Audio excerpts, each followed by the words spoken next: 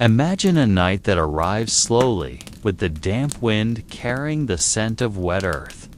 The sky not entirely dark, yet not fully bright either. Only shades of gray covering the horizon, while far in the distance, the sound of an owl can be faintly heard through the leaves. In such a moment, I invite you to calm yourself, to draw a deep breath gently, to allow your body to release the burdens it may have carried from the long hours of the day. Each breath you take becomes like a melody not audible to the ear, yet deeply felt within the heart, and each exhale releases the traces of unease that might still linger. This quiet atmosphere is not merely a background, but rather a small door that will guide us into a different kind of tale. A journey not intended to frighten us, but to lead us into the depths of silence, into the parts of history that are rarely touched, and into the realities once experienced by human beings centuries ago. Imagine yourself lying down or sitting comfortably, your body growing lighter, your eyes not needing to remain fully open. For this story can be listened to with a heart that slowly drifts toward sleep. Within this silence, we shall open the pages of the past that many may not wish to remember, yet which continue to leave behind faint traces that attempt to speak to us still. As you begin to feel calmer, imagine that we are slowly walking through a long corridor filled with shadows. A corridor that does not exist in the present world yet within imagination. It stretches with such clarity that the damp stone walls seem as though they could be touched with your fingers. The sound of dripping water falls from cracks in the ceiling, producing an echo that repeats itself endlessly in the hollow space.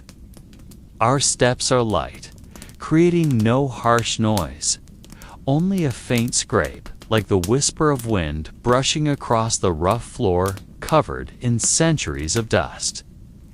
In this journey, there is nothing to chase, nothing to fear, for our purpose is only to observe, to sense, and to allow time itself to reveal the hidden layers that have long remained closed.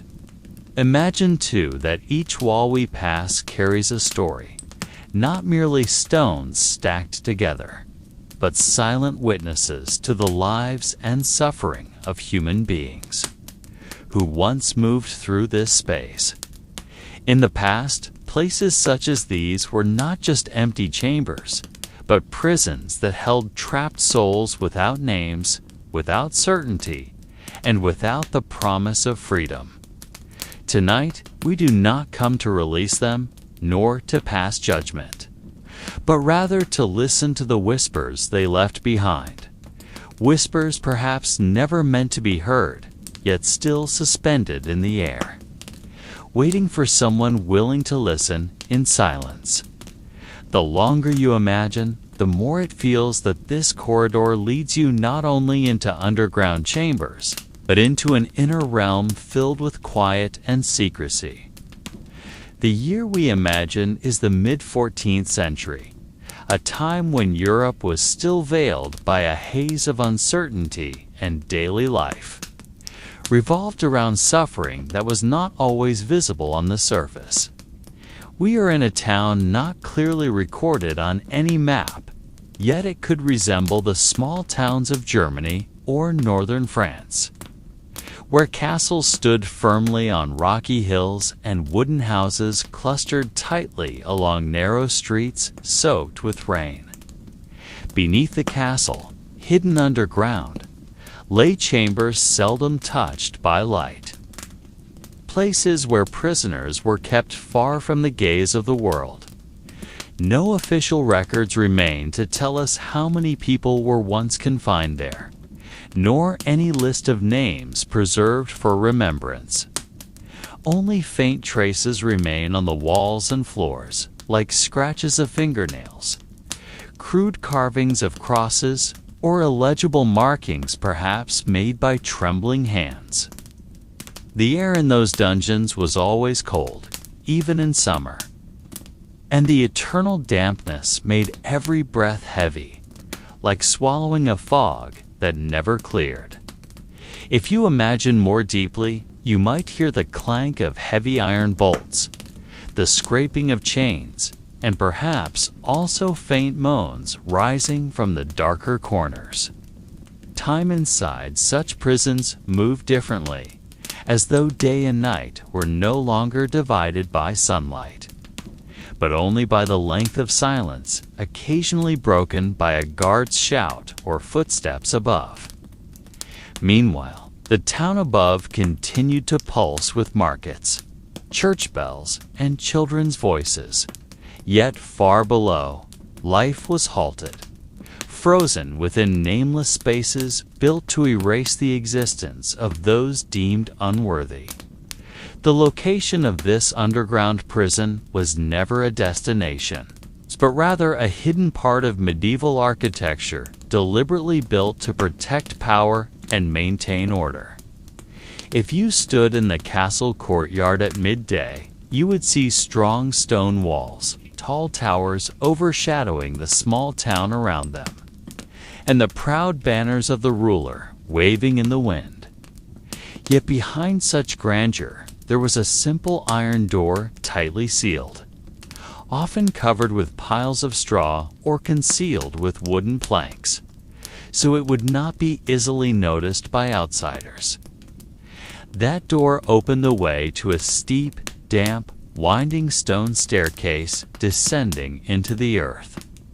Each step downward carried the body farther from the sounds of the outside world, leading intruders into a realm inhabited only by silence, darkness, and fear.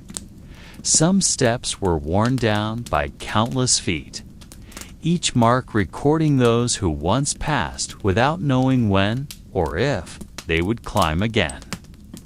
On the walls were traces of torches once mounted, leaving thick black stains from smoke that had lingered for years. When a prisoner was brought there, they seldom knew whether that day marked the beginning of long exile or merely their final night of life. No one ever told them their fate, and often their families never knew they had been locked away underground. The dungeon seemed like the belly of the earth itself, swallowing people without a trace, leaving the world above to continue as if nothing had happened. This was part of the mystery surrounding medieval prisons, for such places were not meant to be recorded or remembered, but to erase and to forget the existence of human beings from the records of history.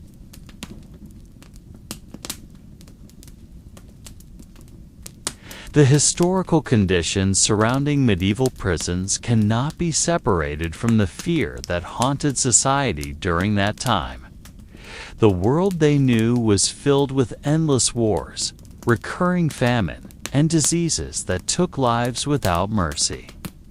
The power of local rulers, whether kings, landlords, or church officials, depended on their ability to instill fear and subdue their people. Prisons were not merely instruments for punishing crimes, but tools for enforcing fear as an unwritten law. People knew that if they defied orders, disturbed order, or were even suspected of treachery, they could be led to that gaping iron door. History rarely recorded the names of those who entered for two rulers. They were merely part of the ceaseless flow of human beings coming and going. There were political prisoners deemed dangerous because of their words, petty thieves who might have stolen a loaf of bread for their families, and those accused of practicing witchcraft or making dark pacts with forces beyond explanation. All were thrown together into the same space, regardless of whether their guilt was real or merely a shadow of accusation. In the silhouette of history, the dungeon was a space of transition between life and death, between the upper world filled with markets and the sound of church bells, and the lower world of silence, heaviness, and absence of sunlight. Each name lost within became a faint whisper heard only by the mute stones. That is why, even now, many records about medieval prisons are filled with gaps, like a dark hole refusing to reveal the secrets of those once buried inside. Imagine a morning inside a medieval dungeon. No sunlight ever pierced the walls, for there were no windows. Only a narrow crack between tightly stacked stones allowed the cold air to seep in, carrying with it the damp scent of soil and mold. Prisoners awoke not to light, but to the clinking of chains, the rasping coughs of the sick, or the steady drip of water falling from a leaking ceiling. Sleeping on the hard ground left their bodies aching, their skin pressed against a coldness that pierced bone.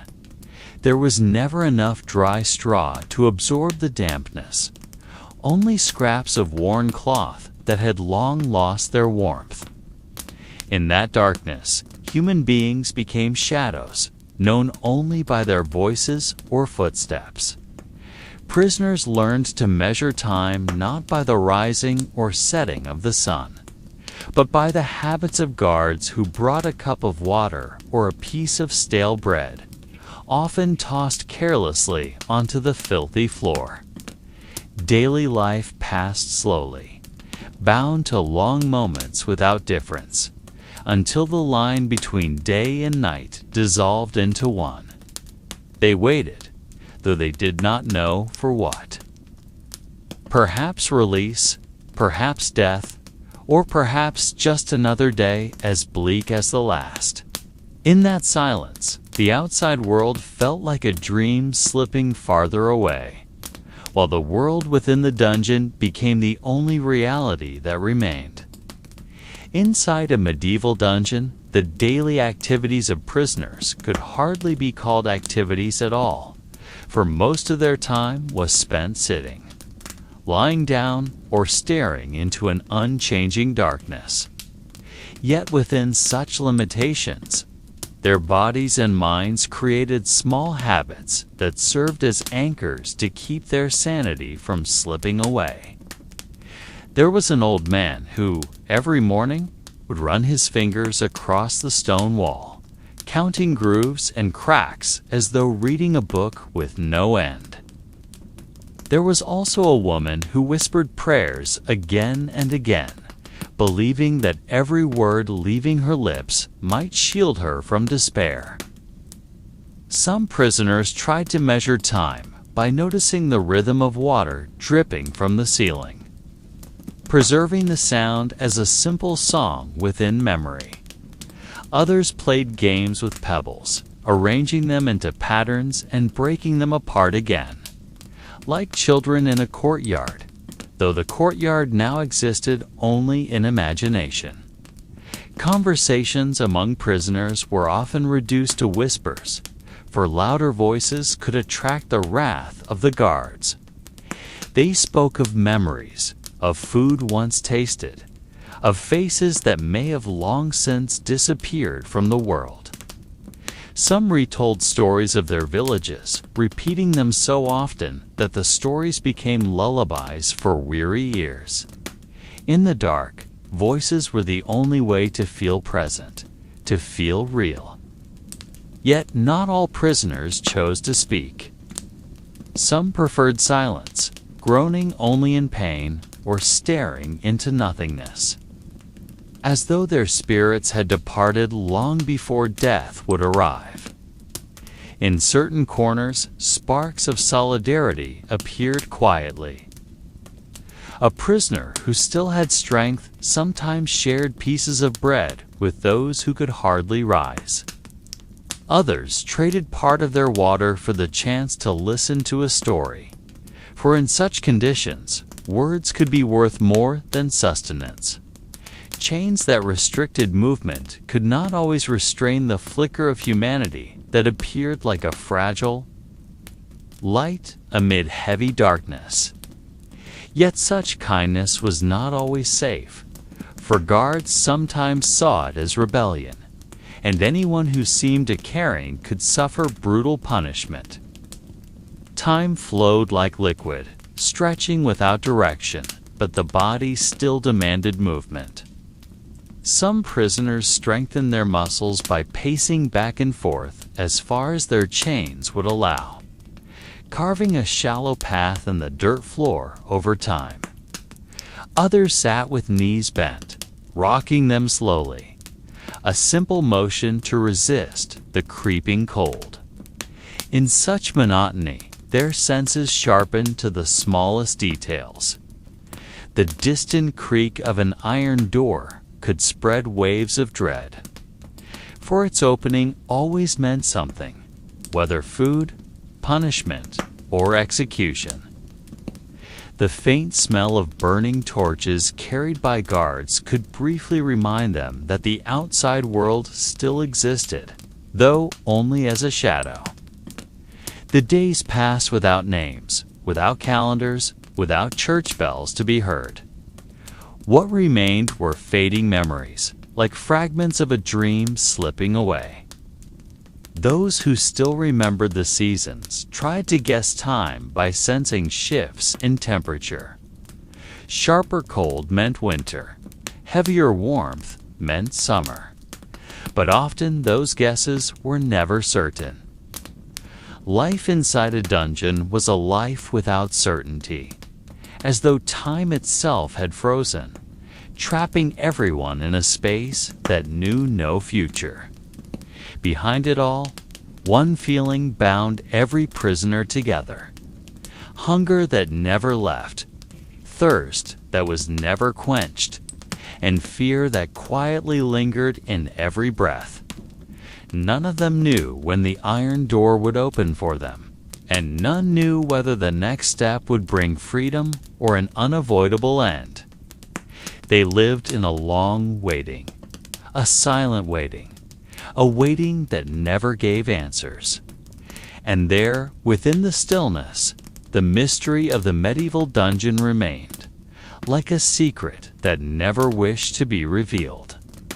Beyond the iron bars, the prisoners lived not only in darkness and loneliness, but also under the shadow of the guards who lingered like ghosts that never departed. The medieval dungeon guard was not merely a watchman. He was part of the machinery of suffering itself, the hand that carried out the will of rulers without ever questioning morality. Their faces were seldom seen clearly, for the flickering torchlight revealed only harsh lines on hardened skin, eyes that carried indifference, and voices that sounded more like commands than conversation. They did not need many words, for chains, whips, and keys spoke powerfully enough. Every step of a guard along the stone corridor carried an echo, the sound of iron boots striking cold ground, serving as a warning to those hiding in the shadows. Prisoners who heard those steps often held their breath, praying the sound would pass without halting before their door. But when the steps stopped, the world inside the cell shifted into one of dread. The guard would open the door with a grinding creak, enter without a word, and scan the room with eyes accustomed to seeing suffering without pity. Sometimes they only threw scraps of moldy bread or a jug of foul water. But often they came to inspect, to punish, or simply to remind prisoners that their authority was absolute. The treatment of prisoners varied, depending on mood, orders from above, or even the guard's own boredom. Some were infamous for cruelty, forcing prisoners to kneel for hours just to laugh at their weakness. Others were quieter, rarely lifting a hand, but their gaze was cold, seeing the captives not as people, but as shadows unworthy of attention. Ironically, such silence was often more terrifying than shouting, for within the silence lay an impenetrable distance that crushed hope.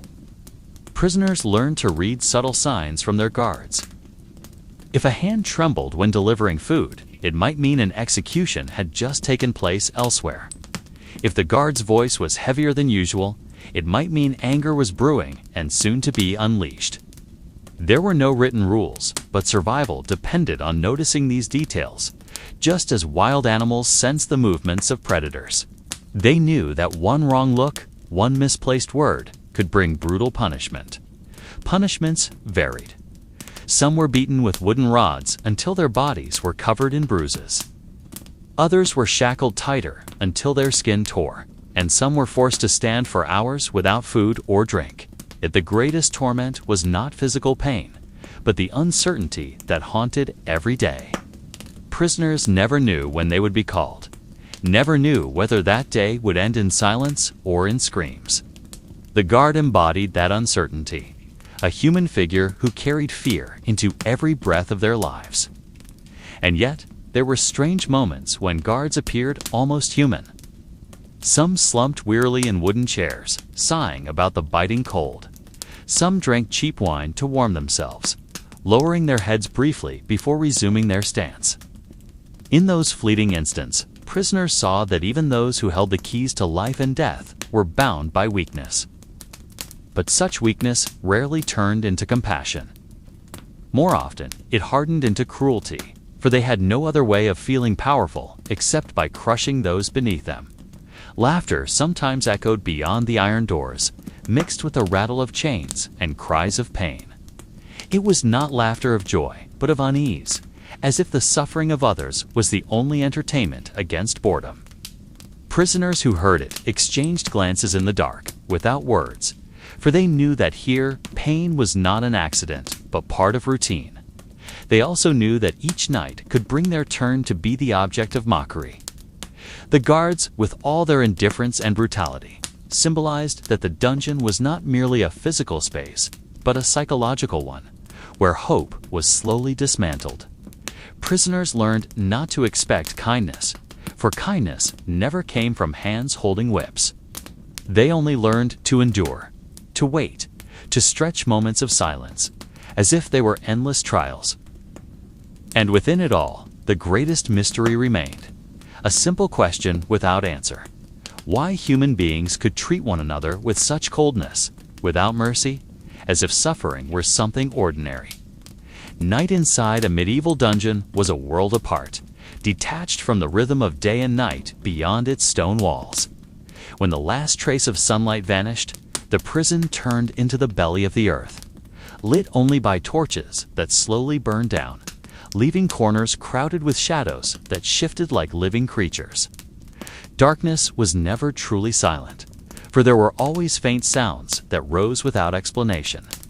The clinking of chains, moving though untouched, droplets of water falling from the ceiling in strange rhythms, and whispers drifting from distant cells, as if the stones themselves were speaking. For prisoners, the night was not a time of rest, but the moment when fear crept closest. Sleeping on damp straw meant leaving one's ears open to every strange sound. A scream might erupt suddenly at the far end of the corridor, vanishing as quickly as it came, with no sign whether it was a tortured soul or simply echoes caught in the stone. At times, there were footsteps, soft. Unlike the heavy stride of guards suggesting that something unseen moved in the shadows, darker than darkness itself. Some swore they heard prayers whispered in a language unknown, as though from beyond the wall, though beyond the stone was only solid earth. Others spoke of a child's cry echoing each midnight, though no child had ever been imprisoned there. The weeping sounded so real that some prisoners called back, only to be answered by silence. Such mysteries became part of routine, piling upon the already unbearable weight of daily suffering. The night air also carried loss more sharply. A thin wind slipped through tiny cracks, bringing faint scents of the outside world. Damp soil, fallen leaves, or wood smoke from distant villages. These simple smells cut deeper than chains, for they reminded the captives that life continued elsewhere, while they remained buried in stone. At night stillness, freedom felt not like a distance, but like an impossible gulf. Sometimes, guards' voices floated faintly, not in conversation, but in chorus, broken songs sung to keep themselves awake. The tunes were crude, unsettling, more frightening than shouts. They reminded prisoners that even in the hours of sleep, power remained watchful, and no moment was free from its shadow. Yet the most dreadful thing was not the sound, but the absence of it. There were moments when everything stopped. No dripping water, no chains, no steps. Silence so thick it made one's own breath sound like an intrusion. In that silence, prisoners' minds turned against them, imagining shapes in corners, pale faces staring from the door, or shadows that moved without torchlight. Were these the spirits of those who had died under torture, or simply hallucinations born of fear? No one could say. But one truth endured. The night inside a dungeon was not merely a passage of time, but a trial. To survive the night did not mean freedom, only readiness to endure another day. Weaker in body, more fractured in spirit. The mysteries born of darkness became an unwritten history, stories carried in whispers among prisoners and buried with them when they never returned. Execution Day was never like the others within a medieval dungeon. Even before the sun rose, the air felt heavier, as if an invisible fog drifted through the stone corridors. Prisoners, accustomed to silence, noticed the sudden haste in the guard steps, the sharper clang of metal, and the thunderous opening and shutting of doors. There was no announcement, but all knew someone would be taken that day, not to freedom, but to an ending written in iron. The sounds of preparation carried clearly, though unseen. The scraping of blades being sharpened, the groaning of wood as a platform was built in the yard. At times, a priest's prayer floated in, calm yet piercing, each word a reminder that human life could end with a single swing. Prisoners who heard it felt their hearts race, for they knew such prayers were not only for the one chosen, but for themselves, waiting for a turn that might come at any hour. Inside the cells, silence deepened into dread. None spoke, though curiosity and fear burned in their chests. Some bowed their heads, eyes shut tight as though to block the world out, pretending the execution would vanish if unheard. Others pressed their ears to the bars, straining to catch every detail. Whispers of prayer filled the air, and trembling hands grasped the damp earth for strength. Then came the steps, heavy and deliberate, approaching one cell. All breath held as keys turned, iron hinges screamed, and a name was called, flat and unmerciful. There was no refuse, only a still moment shattered by sobs or desperate cries. The chosen one, often weakened by hunger or illness, was hauled upright, shackled hand and foot, and dragged into the corridor. Others could only watch the shadow disappear into the stone's throat, leaving behind a coldness deeper than night. In the yard, preparations reached their peak under the rising sun. At times, the townspeople were summoned, for an execution was deemed not only punishment, but spectacle, a lesson. From inside the dungeon, the noise of the gathering reached the ears of those still imprisoned. Cheers, jeers, even laughter mingled with sobs of kin bold enough to attend. The contrast was bitterly slow decay within the cells, against a world outside that turned death into a momentary carnival. The most dreadful moment, however, was when the noise itself ceased. After the sharpening, after the shouting, came silence. A pause before steel fell or flames were lit. Silence more terrifying than screams, for it meant life was suspended between worlds.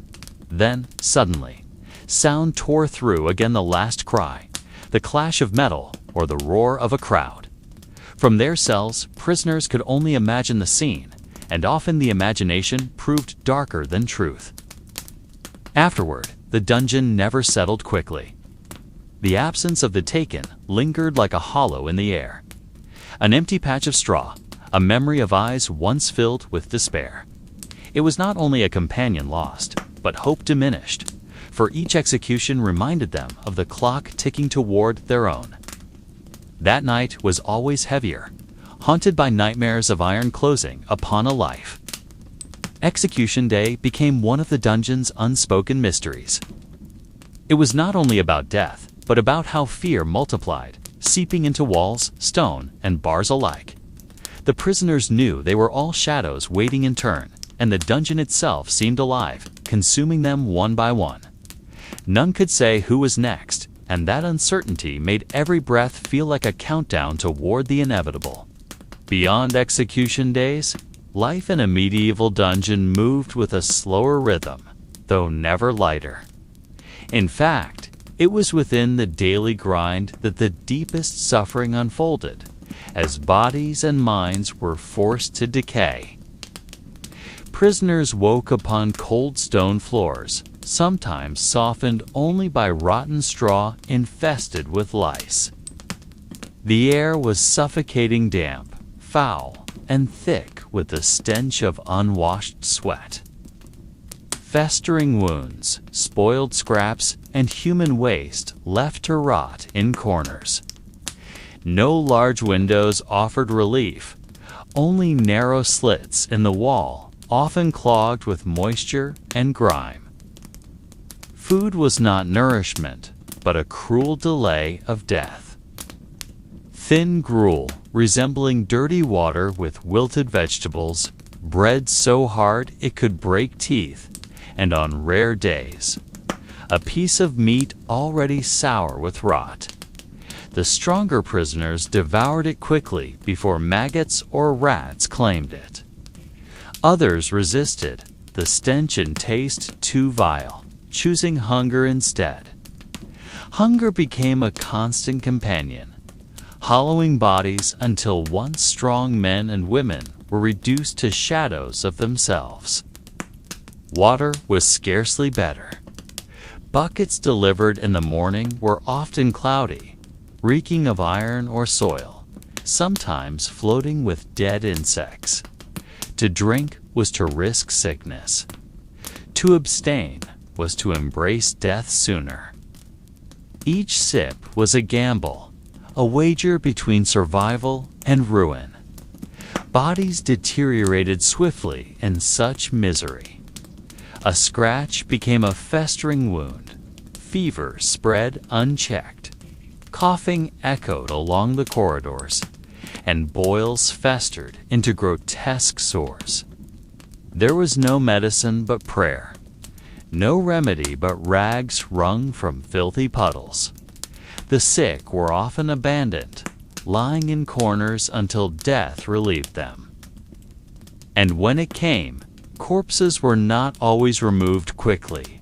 Sometimes they rotted among the living for days before being dragged away. Yet physical torment was only part of it. More suffocating was the way time crawled within those stone walls. Day and night blurred, marked only by the rattle of chains or the footsteps of guards. Many lost track of days, months, even years. They lived in a cycle unbroken, waking in darkness, waiting for food, sleeping in dread. Minds eroded, piece by piece, until some could no longer distinguish between dream and waking horror. Perhaps the cruelest truth was that the dungeon was never merely a prison, but a machine designed to unmake humanity from within. No sword or flame was needed. To live among rot, hunger, and despair was enough. Bit by bit, the soul withered until only a shell remained a walking skeleton, awaiting the call to its final end. Though medieval dungeons were smothered in darkness, some prisoners struggled to kindle a faint light within their minds. Some whispered prayers, repeating sacred words thousands of times a day, hoping each murmur might pierce the stone and reach the heavens. The prayers were not merely pleas for freedom, but a fragile thread holding sanity together. In the silent corridors, the murmur of prayer often echoed like a voice born from the walls themselves. Fellow inmates who heard it felt less alone, as though another presence lingered with them. Stories, too, became a precious form of survival. Among those still able to speak, Tales of villages, of families, of lives once lived outside were passed from mouth to mouth. Every detail, even something as simple as the smell of fresh bread or the song of morning birds, became a treasure. Some prisoners invented tales of distant kingdoms or hidden treasures, spinning myths that allowed others to drift beyond stone and shadow. With eyes closed, they listened and wandered, escaping for a brief while from rot and hunger. Yet not all clung to prayer or story. Some slipped into madness, crafting companions from flickering shadows on damp walls. They spoke to passing rats or claimed to hear voices rising from the stone. To those still sane, such sights were terrifying yet sorrowful, reminders that madness could arrive quietly, creeping forward until consciousness itself was stolen. Endless time deepened despair. Some prisoners scratched marks on walls to count the days, though few could be sure of accuracy. Others carved small symbols, crosses, crude figures as reminders that they once lived, that they possessed an identity. Centuries later, such carvings would be discovered by those who uncovered the ruins of forgotten prisons, silent witnesses of suffering. In that endless stillness, illusion became the final refuge. Some claimed to hear footsteps of loved ones approaching. Others smelled flowers that could never bloom underground. Many chose to believe in these phantoms, for comfort was preferable to truth.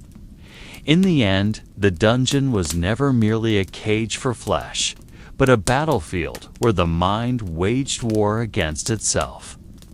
Behind the iron bars that sealed away the light, bonds among prisoners were not formed by choice, but by circumstance. Those forced to share a cramped cell had to find ways to endure together. There were moments when friendship was born out of shared despair, when two men divided a crust of bread hardly worth anything, or when a hand rested on another's shoulder simply to assure that life still lingered nearby. Companionship in suffering fostered a solidarity rarely found beyond prison walls. In silence, they reminded one another that they were not alone in their struggle. Yet such bonds were not always harmonious. Hunger and fear could turn allies into adversaries. There were tales of inmates stealing food from one another, even betraying companions for a moment of mercy from the guards. In desperation, the line between man and beast blurred. Whispers of conflict often grew into fights in the dark, with only the sound of bodies clashing and muffled cries bearing witness. Even so, amid violence and betrayal, there were also stories of friendships that endured beyond death. Two prisoners might share secrets of their lives outside, speaking the names of children, the names of villages, or memories of skies once blue. These secrets became bonds, and by speaking them aloud, they ensured those memories would never wholly die. Sometimes, when one was taken away and never returned, the names whispered in darkness lingered, repeated by the one who remained, both as prayer and promise never to forget. Companionship was also woven in quieter ways. Prisoners too weak to speak would simply sit close, sharing the warmth of another body as a reminder they were still part of the human world. In cold, foul-smelling cells, sitting side by side became a wordless form of tenderness. Even as they lay upon hard stone floors, the rhythm of their breathing together created a kind of lullaby, like the sound of a distant sea. Yet all such bonds remained shadowed by mystery. No one knew who could be trusted, who would survive, or who might vanish by morning. Loyalty and betrayal lived side by side, two faces of the same coin. Sometimes friendship grew into the only reason to live. Sometimes betrayal shattered the last flicker of hope. The dungeon tested not only the body, but the boundaries of the human heart, exposing facets seldom seen in ordinary life. Behind the bars that confined the prisoners, there were always guards pacing heavily along the stone corridors. They appeared like shadows that could not be escaped, carrying keys that clinked at their belts, symbols of authority deciding who remained locked in and who might be taken away. Medieval prison guards were not merely overseers. They were living emblems of the outside world that still pulsed with life, a world that felt impossibly distant to those inside. Some guards were cruel, deliberately letting rusted chains bite into wrists, or tossing scraps of food into muddy floors so inmates would scramble like beasts. Such cruelty was not always duty, but often a personal indulgence, as though another's suffering granted them a fleeting sense of power unattainable beyond the dungeon walls. Yet there were guards of another kind, their faces unreadable, caught between indifference and pity. They came with quiet steps, placing a piece of bread without a word, then leaving without a glance. No one knew if it was sympathy or simply a mechanical habit born of monotonous work. Prisoners often argued among themselves, debating whether a particular guard held a shred of mercy or was merely playing a role to maintain control. That uncertainty made every interaction a puzzle, for no gesture could be trusted to mean either salvation or deception. The relationship between guards and prisoners existed in a gray space fraught with tension. Whispers told of inmates attempting to bribe or seduce guards with promises of gold they never truly had. Other tales spoke of guards ensnared by illicit bonds, paying dearly with their lives when their secrets surfaced. There were no clear records, only stories passed mouth to mouth, their very ambiguity deepening the shadows around such forbidden ties. Every step of a guard in the corridor carried uncertainty. The echo of boots approaching could mean food, punishment, or the end for someone. In the silence of night, that sound became a psychological weight, keeping prisoners awake in cycles of dread.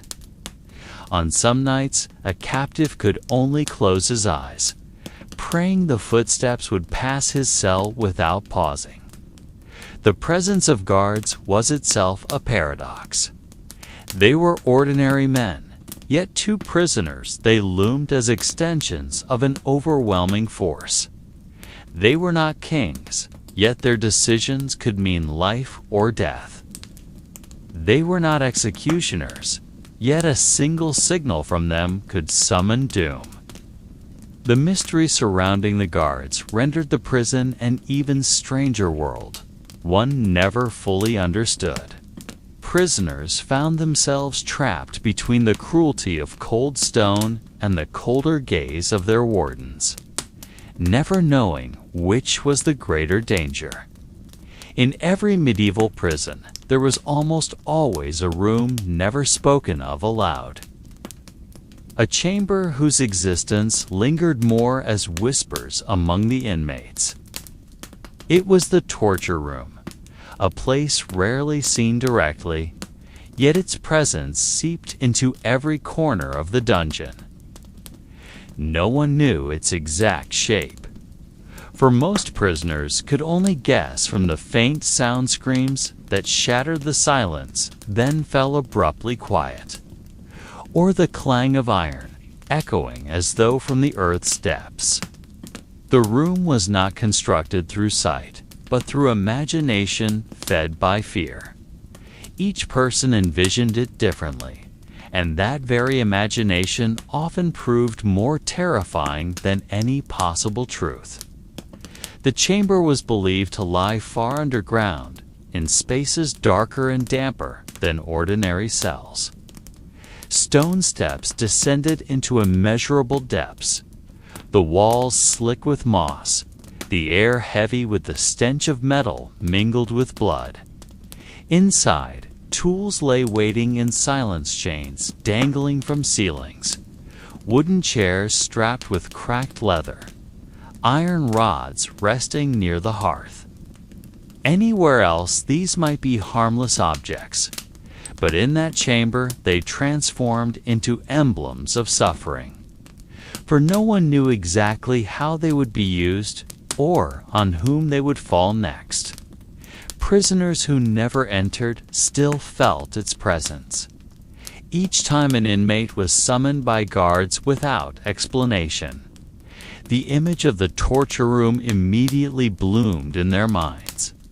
They imagined footsteps descending stone stairs, the creak of iron doors shutting, and then silence swallowing everything.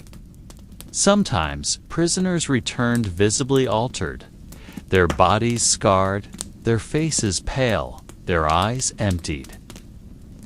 Sometimes none returned at all, leaving behind only vacant cells and unfinished tales.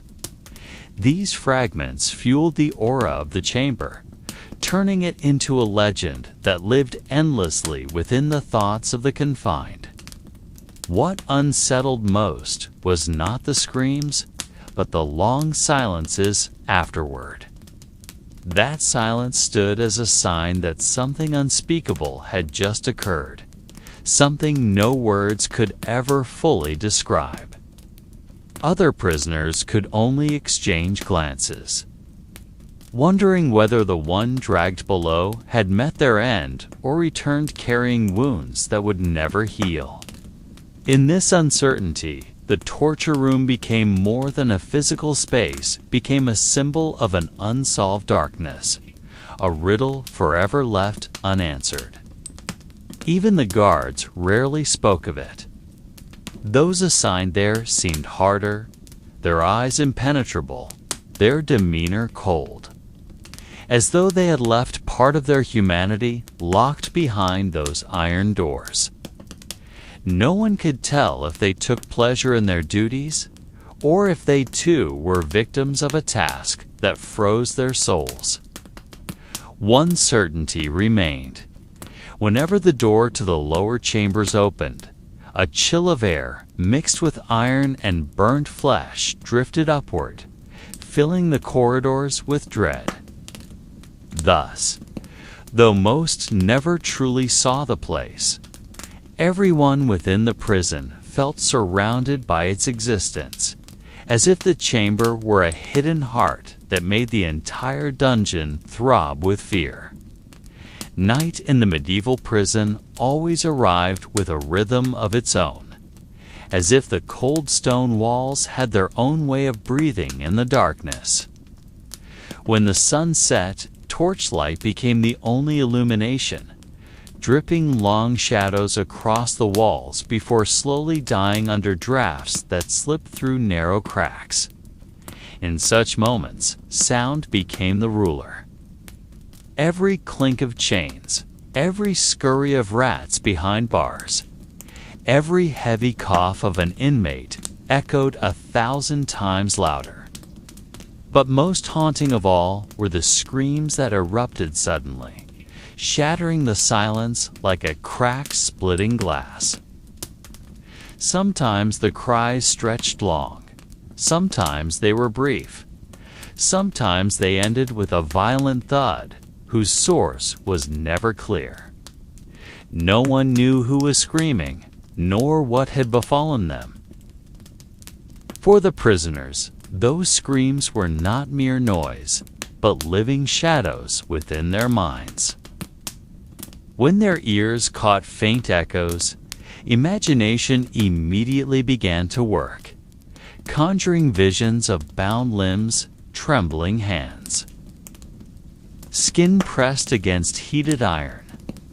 These images did not need to be real to feel true. Each person added their own details and thought, and because no certainty could be found, fear grew even larger. Sometimes the voices seemed near, other times far beneath the ground, resonating through endless stone corridors. Whether close or distant, the screams always pierced the hearts of those who heard them. Even more disturbing were the other sounds no one could explain. There were faint whispers, at times resembling prayers, at other times unfinished mutterings. There was the grinding of metal, as though something heavy was being dragged in unseen rooms. There were footsteps echoing along corridors, though every cell was locked and no guards were passing by. Prisoners often stayed awake through the night, straining to separate reality from tricks of the mind. Yet the longer they listened, the harder it became to distinguish imagination from truth. Some believed that the screams were not merely of living men under torment, but echoes of the past, imprints left within the stones themselves. They claimed the walls, soaked with centuries of blood and tears, had become vessels of memory that could never fade. Thus, every night, when the outside world fell silent, the stones seemed to release those memories, allowing voices of suffering to flow out and haunt whoever remained alive inside. In this way, the prison was never truly quiet. Even when everyone slept, the dungeon whispered in a language no one could fully understand. The cries and whispers slowly eroded the prisoners' inner strength. Those who once clung to resilience lost their sleep, their bodies weakened, and their minds blurred between reality and hallucination. Some shouted back, as if defying the unseen voices. Others stuffed dirty cloth into their ears, hoping to reclaim silence, only to hear the sounds echoing from within their own skulls. In this way, the prison did not merely confine bodies, but crushed souls, making night the harshest trial to endure, repeated day after day, with no certainty of when it would ever end. Day after day, week after week, and month after month, the prison slowly eroded the sanity of its inmates. It was not merely the cold of the stone walls or the stench-filled narrow chambers, but the relentless assault of voices that came each night. The human mind, which should have had space to dream and rest, was forced to remain vigilant, wrapped in unending tension. At first, most prisoners tried to calm themselves, whispering prayers they had learned as children, or singing softly to drown the alien noises seeping from the darkness. Yet, as time passed, those songs turned into meaningless murmurs, the prayers into fragments of broken words, until only silence remained, filled with fear. There was a tale of one prisoner, once a wealthy merchant from a port city. Suddenly he was thrown into prison on charges of treason against the king, though no true evidence supported the claim. In the first months, he still maintained his composure, sitting upright in the corner of his cell, speaking calmly, and believing justice would one day come. But after more than 100 nights of screams breaking his sleep, the light in his eyes dimmed.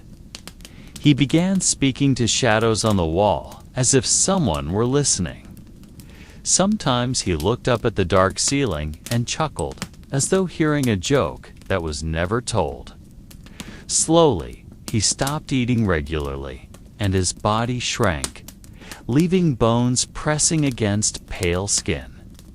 No one knew exactly when he lost his sanity, But one night he was heard speaking with full conviction, claiming the screams were not threats, but calls from those already gone, asking him to join them in another world.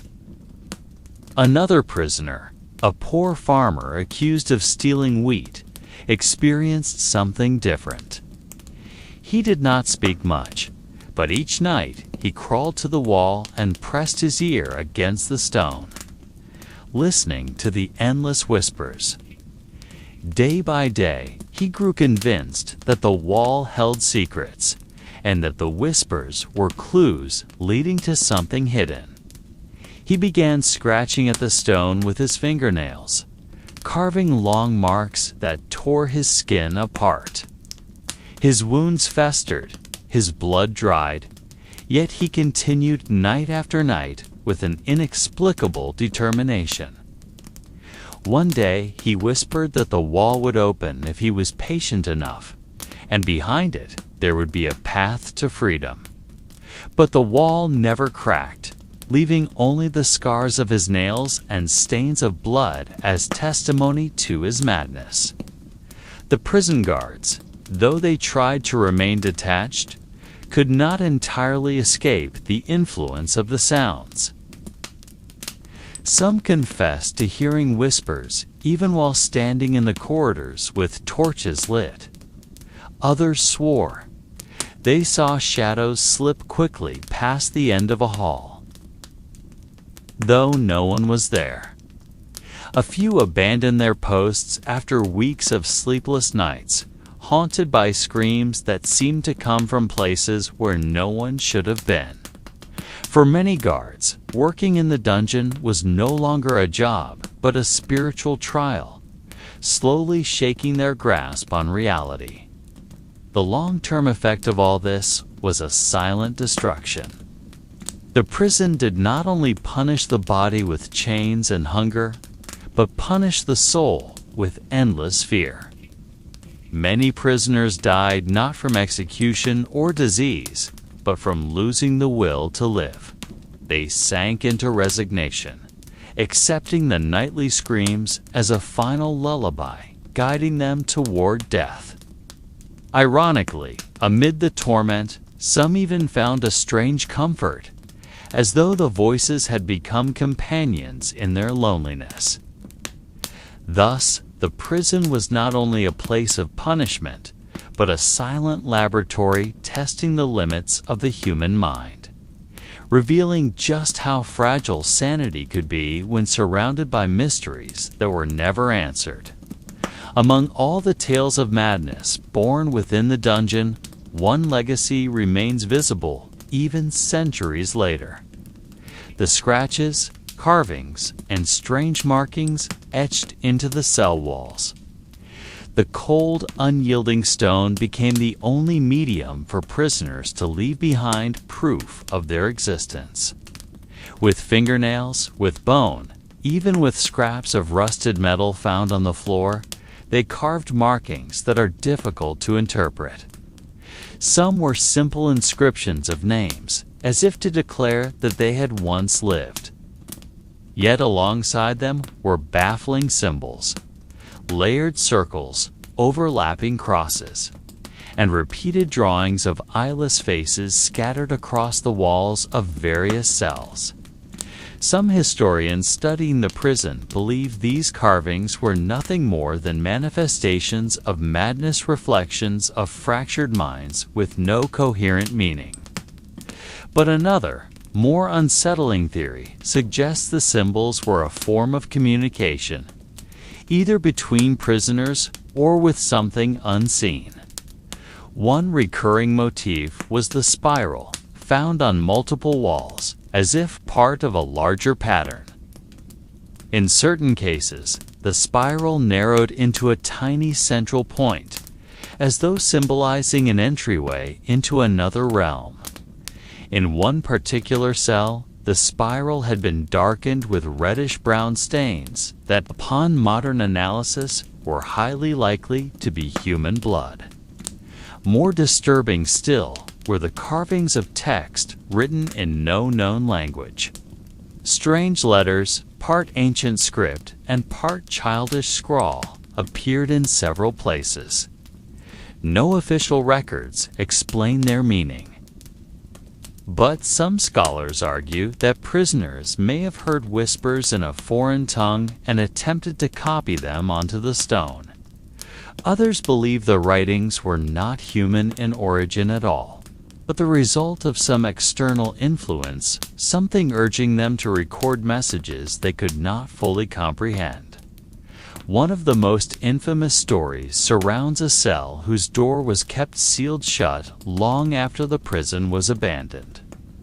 Inside, nearly every inch of wall space was covered with crude etchings of human faces, all eyeless, repeated over and over again. The faces were carved hastily, with jagged lines suggesting panic or urgency. In the corner of the room, a short phrase in archaic Latin was found, which, when translated, read, "They come from the darkness, and they never sleep." No record identifies who once occupied the cell. Only the tale passed down among wardens that the prisoner died suddenly after a night filled with screams. For modern archaeologists, these findings remain an unsolved riddle. Were the carvings merely the byproduct of broken minds crushed by despair? Or did they represent something far more disturbing, an actual link to forces that defied human comprehension? Whatever the truth, the stone walls still guard their secrets. Each scratch and symbol carrying echoes of a story that was never fully told. When modern researchers entered the ruins of the medieval dungeon, now mostly claimed by time, they discovered more than stone walls and rusted chains. Beneath the layers of damp soil and collapsed masonry, objects were unearthed that raised far more questions than answers. There was an iron chain still fastened to the wall, but what set it apart was the fine carvings running along its length. The engravings were not random scratches, but intricate patterns resembling interlocking circles, as if they carried a symbolic meaning. No record suggested that this prison ever used ornate chains, for their purpose was purely restraint, never display. Alongside the chains, fragments of wood were uncovered, believed to be remnants of an execution post or a torture chair. What startled researchers was that the wooden surface bore the same markings as the cell walls: spirals, intersecting lines, and eyeless faces. The wood was fragile, crumbling at the touch, yet the patterns remained visible. Some archaeologists speculated that prisoners, bound to the post, had carved desperate final messages before death. Others suggested the symbols predated its use in punishment, as though the object itself carried a curse long before it held human bodies. The strangest discovery, however, was a small metallic disc that did not align with medieval style or technology. It was unearthed from beneath the floor of the deepest cell, hidden beneath layers of moist soil. Its surface was smooth, engraved with perfectly circular lines, as though crafted with techniques unknown to the era. Some researchers labeled it an alien artifact, not belonging to the prison at all. The mystery deepened when analysis revealed its composition. It was not iron, not bronze, not any alloy familiar to European metallurgy of the time. Instead, it appeared to be a material unknown to recorded history. In the dungeon cellar, another unsettling find emerged. A cracked clay jar filled with strands of human hair, blackened with age. The hair had been tied into strange knots, resembling patterns used in certain rituals. There was no rational explanation for why such an object would be hidden inside a jar concealed behind a pile of stones. Some suspected it was part of a prisoner's desperate magical rite, or perhaps the act of a guard dabbling in forbidden practices. Others believed the jar was intentionally placed as a containeran attempt to trap something that must never be released. Each of these discoveries only deepened the enigma. The carved chains that should not exist, the wood etched with ominous symbols, the disc of unknown metal, and the jar of knotted hair seem to confirm that this dungeon was never merely a place to restrain the body, but a chamber designed to guard darker, more elusive secrets. Even now, the artifacts sit in museum cases, accompanied by brief labels filled with question marks, as though the modern world itself is unwilling to unravel every story they might contain. For those who have entered the ruins of this dungeon, the most difficult experience to explain is not the sight of crumbling walls or the artifacts uncovered, but the sounds that echo even though the place has been abandoned for centuries. At night, when the air grows colder, the stone corridors seem to awaken with footsteps, whispers, and faint groans that come from nowhere. Some visitors who camped near the ruins claim to hear chains scraping against the walls, even though no metal remains inside to create such noise. The sound often repeats itself, as if someone is struggling to free themselves from unseen restraints. In the deepest section within the cell, believed to be the cruelest of all, an even more haunting sound emerges, the quiet weeping of someone who never stops. It is not loud, but faint and broken, as if from a throat dry and weary. Those who hear it often feel their hair stand on end, even though no sign of another living person is present. Logical explanations rarely suffice. For while airflow can create sounds through cracks in the stone, the emotional pattern is too distinct to dismiss as coincidence. Researchers equipped with modern recording devices encountered further strangeness. Their microphones captured faint sounds inaudible to the human ear. Some resembled muffled screams, sometimes mixed with fragmented words that held no clear meaning. The recordings showed wave patterns inconsistent with any physical source. This sparked debate. Were these merely technical distortions, or echoes of the past somehow trapped within the cold stones?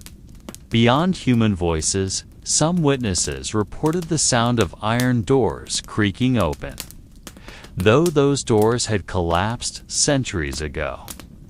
These sounds often coincided with gusts of damp-smelling wind, as if the prison were being reopened by unseen hands.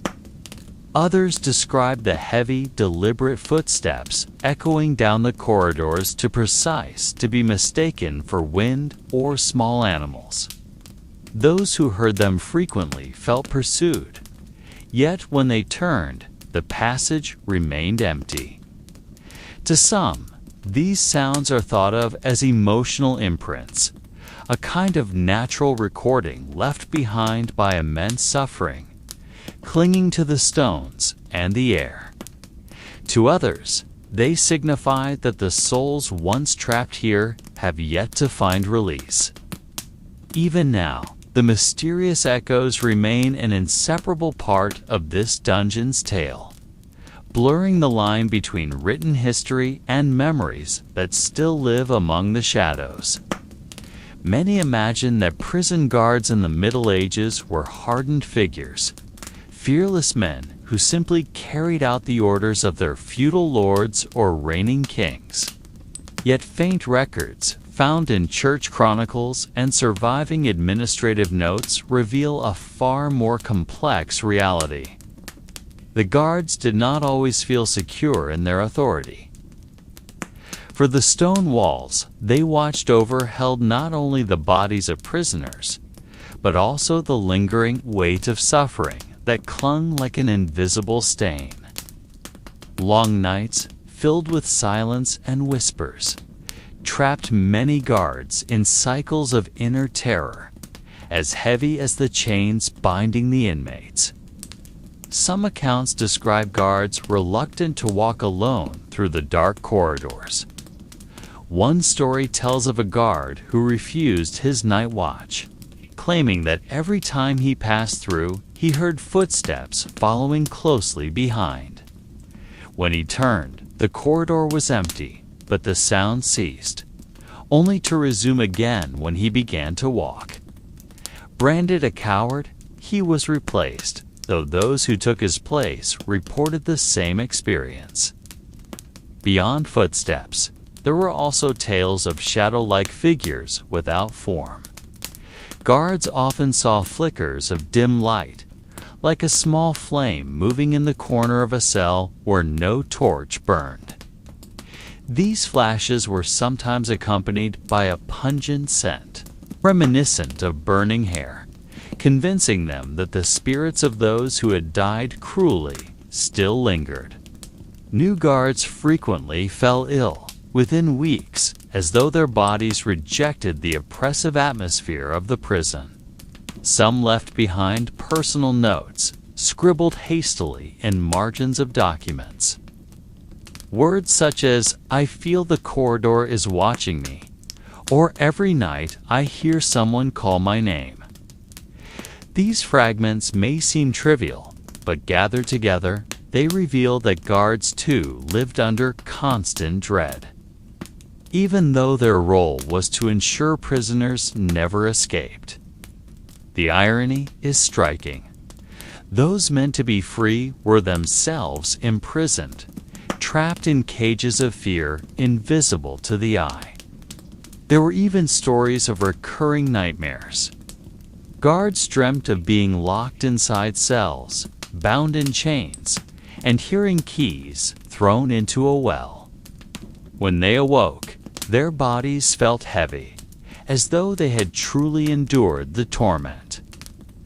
Some chose to end their lives, leaving behind vague notes admitting they could no longer endure the whispers that came each night.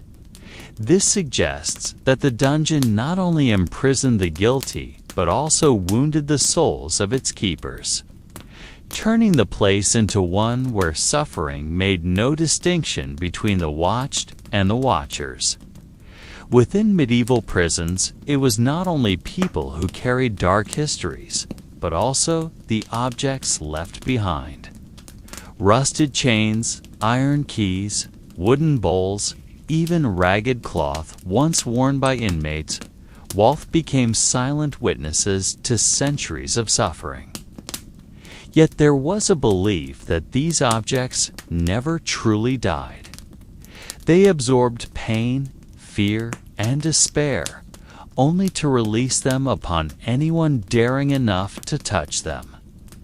Certain medieval records note that specific prison keys were believed to carry curses, as every person who possessed them fell into misfortune, from long-lasting illness to madness.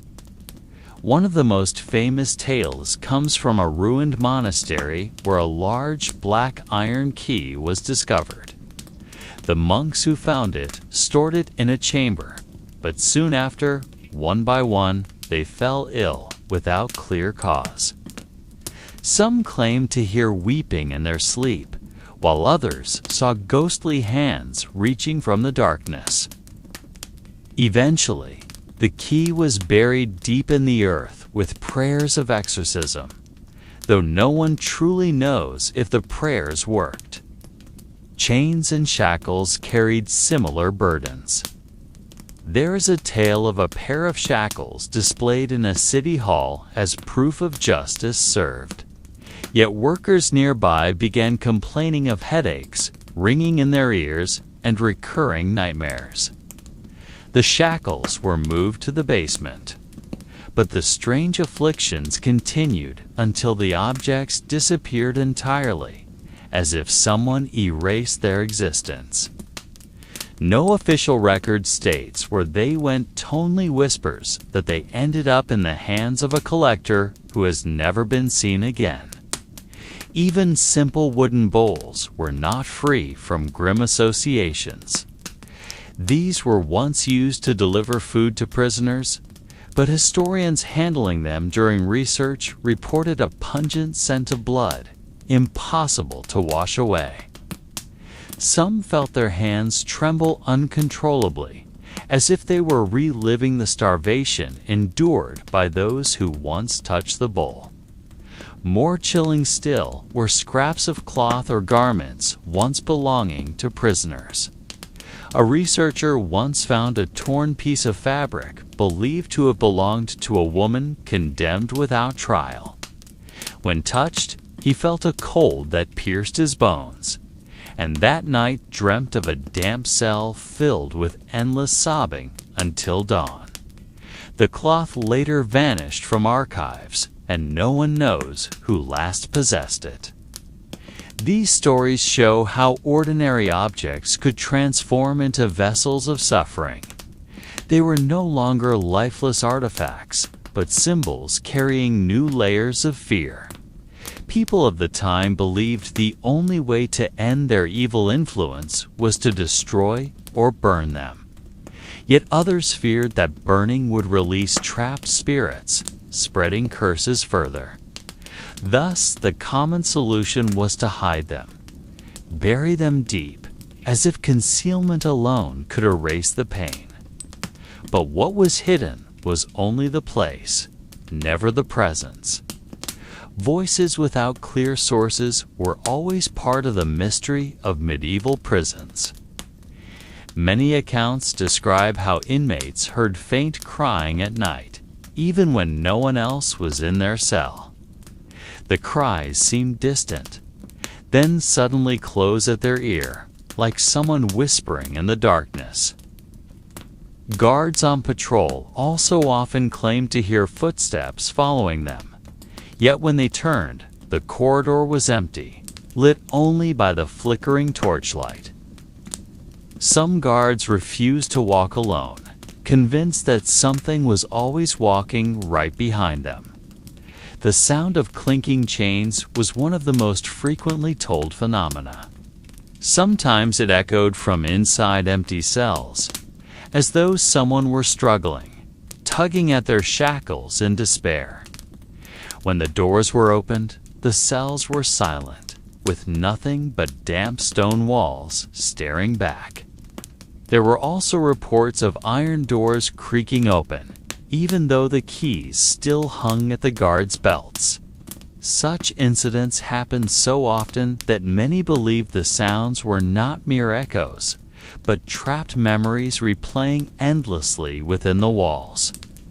It was not only cries and iron groans that haunted them. Whispers were the most terrifying. Prisoners often reported hearing their names spoken softly, sometimes in familiar voices, sometimes in unfamiliar ones. Some said the voices urged them to surrender, to stop resisting, or even to end their lives. Others claimed the voices laughed low, dry laughter that slowly drove them insane. Guards were not spared either, for in the silence of night, they too often heard their names being called when no one was speaking. There were also records of faint prayers echoing, as if someone knelt endlessly in a dark chamber, reciting words that never concluded. Historians studying the phenomenon speculated these were remnants of inmates who died without confession or absolution. But for those who lived within the prison walls, the disembodied prayers were not comforting. They were threats, reminders that restless souls remained just beyond the stone.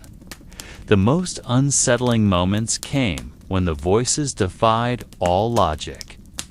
One guard wrote of hearing a child running down the underground corridor, though the prison never housed children. A prisoner once screamed, claiming to hear someone breathing heavily in the corner of his cell, though no one was there. These sounds meant the prison was never truly silent. Even in the deepest stillness, faint vibrations lingered, making all who entered feel watched. Such mysterious voices became part of the psychological torment, as heavy as any physical suffering. The fear they stirred caused many prisoners to break sooner, or to lose their sanity long before their punishments were carried out. Guards themselves, though accustomed to cruelty, often rotated shifts to avoid being left alone too long. It was as if the prison itself was alive, breathing, and whispering through its walls, reminding all who dwelled within that not every scream could be heard by the world outside. If voices were the unseen torment, then sight brought suffering in a different way. Many stories describe how prisoners saw shadows moving across the walls of their cells, even when the torchlight was nearly extinguished and no one passed by. The shadows were not always human-shaped. Sometimes they appeared as dark clusters clinging to the corners, sometimes as silhouettes of someone standing still, staring, then fading away when the eye blinked. Prisoners often reported faint faces emerging from cracks in the stone, watching them with hollow eyes, then vanishing as if they were mere tricks of the light. Yet the tricks felt far too real, for many experienced the same visions in different rooms. In some records, guards spoke of faint lights drifting through the underground passages. They glowed bluish, moved slowly, then vanished through iron doors. No definite explanation existed, though some thought they might be reflections of torch flames. What made them strange was that they appeared in corridors untouched by humans for weeks. Some prisoners claimed the lights entered their cells, hovered above the straw beds, and disappeared right into their chests, as though stealing the last breath they had. There were also tales of clearer apparitions, like a woman in tattered clothing walking slowly between the cells.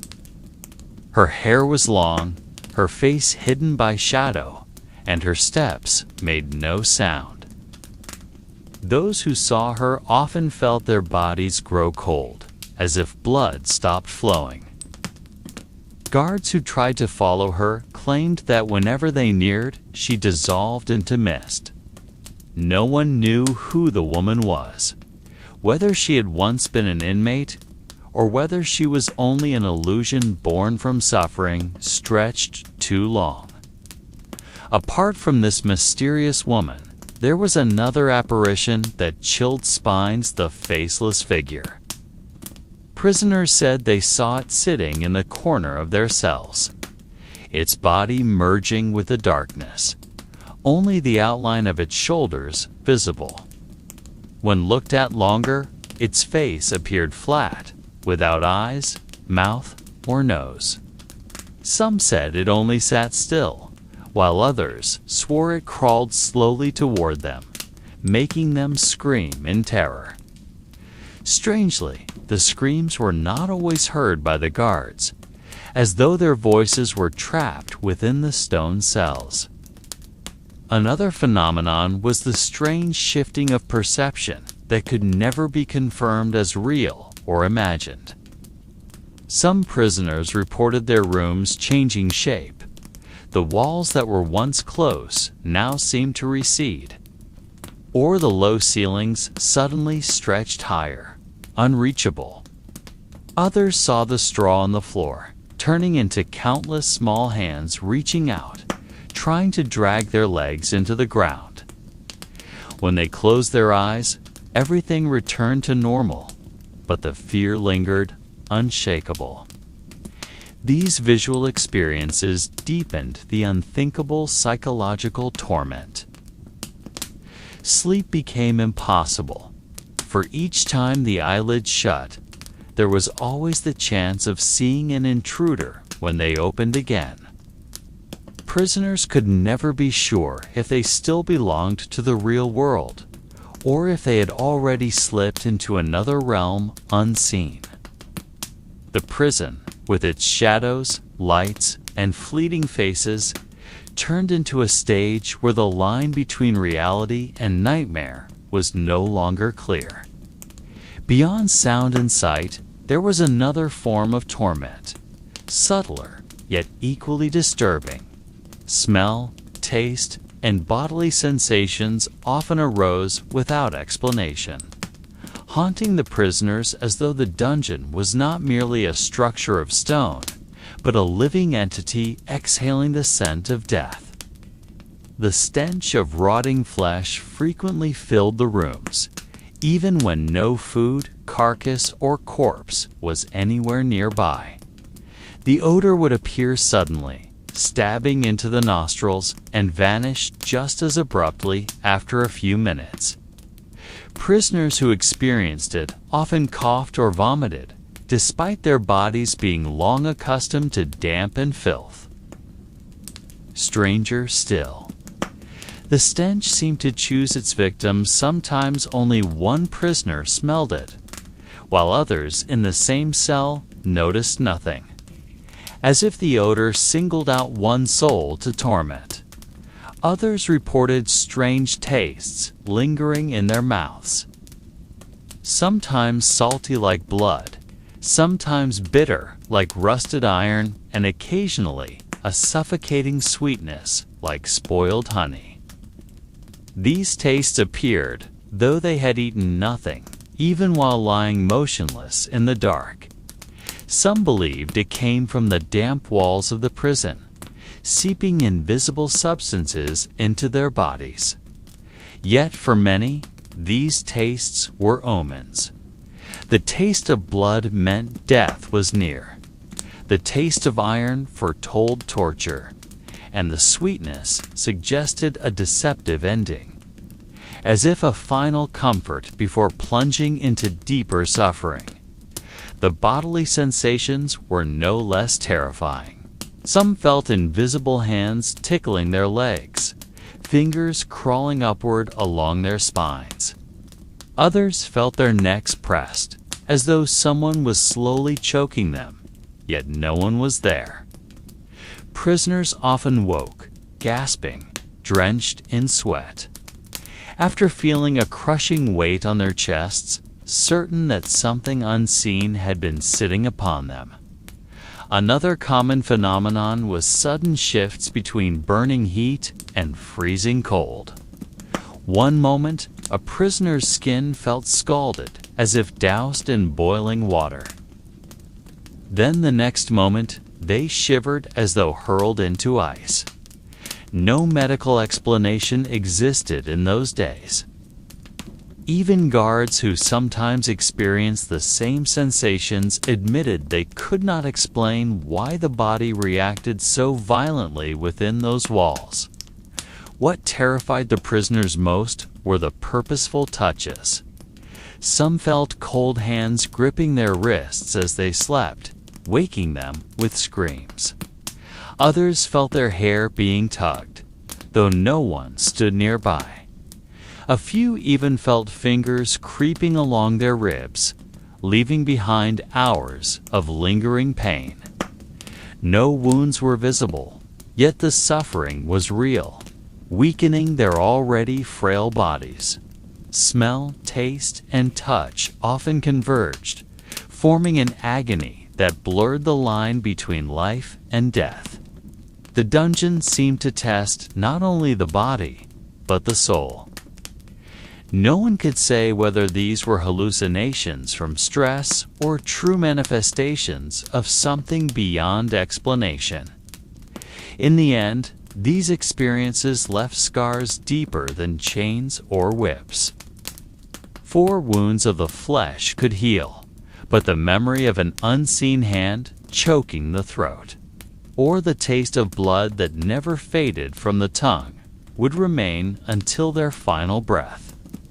Inside the dungeon, time did not flow as it should. No sunlight pierced through the cracks in the stone. No clock ticked to signal when a day began or ended. Prisoners lived in a gray eternity, where day and night lost their meaning. Some believed they had been locked away only 4 days, when in truth, months had passed. Others felt as if years had gone by, only to be stunned when release came after mere weeks. The prison seemed to twist the perception of time, stretching every hour endlessly, while days slipped away without leaving a trace. Darkness was the ruling master. Within it, prisoners could not tell whether their eyes were open or shut. The sound of dripping water became the only marker that suggested a sense of passing time.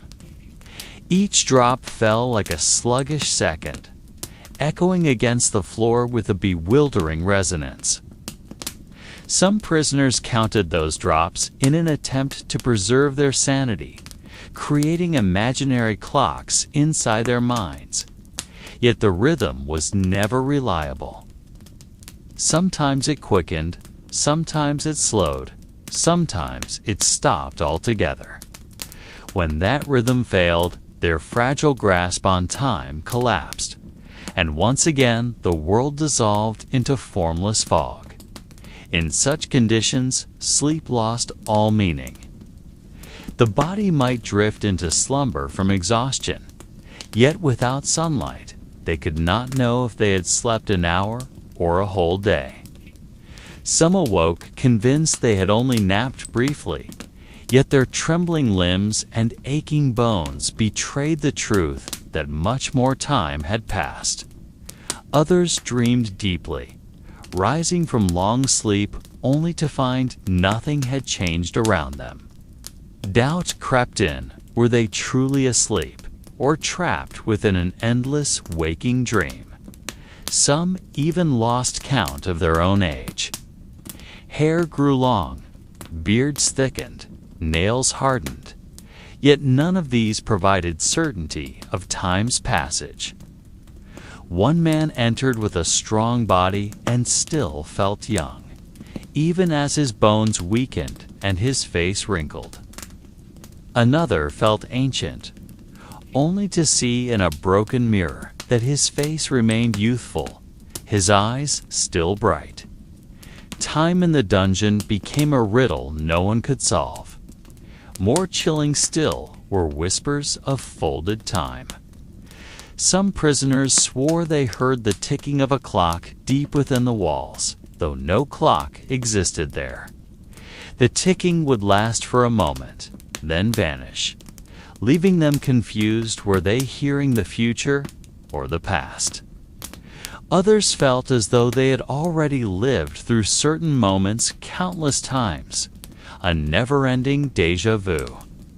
A single drop of water falling might seem to repeat endlessly, until they were convinced they were trapped in a loop that mocked their existence. Time in the dungeon was not merely confusing, it was torturous. For within the haze of uncertainty, suffering stretched without end. Physical torment might last hours, yet without time to measure it, it felt eternal. Hunger lasting 2 days could feel like decades, and the sting of a whip could linger as though it would never fade. The prison devoured time, folded it, shattered it, then spewed it back in unrecognizable shapes. Prisoners slowly lost their human sense of beginning and ending. They lived in an eternity that was not heaven, but a darkness that refused to give answers. Within the dungeon's darkness, sound became more dangerous than weapons. No one knew where it came from, or if it was even real. yet nearly every prisoner had heard it. Sometimes it was a faint weeping, so soft it resembled the whisper of a child. That weeping never remained the same. Sometimes it shifted into groans. Other times into a faint, eerie laughter lingering at the edge of the dark. Prisoners tried to track its source, tapping on the stone walls, pressing their ears against the cold floor, but the sound never had a clear direction. It could appear right beside their ear, only to drift away as though moving through an unseen chamber. There was also singing, fragile and trembling, like a woman humming a lullaby. Its melody was simple, yet its simplicity pierced deeper than any complex song. The tune was never complete, always breaking off midway, leaving behind a silence heavier than the music itself. Some said the singing comforted them briefly, as though they were being soothed by a mother. But when it ended, the emptiness that followed shattered them, like children abandoned in the cold of night. At times, the sounds came as footsteps. No light, no form, only the echo of iron boots striking stone with a slow, heavy rhythm. The steps could draw nearer, so real that prisoners held their breath, convinced a guard was approaching. Yet no door opened, no chains rattled, and no figure appeared. Sometimes the steps halted right beside them, then vanished, leaving only the chill of the air and hearts pounding in unanswered fear. Stranger still were the voices of conversations.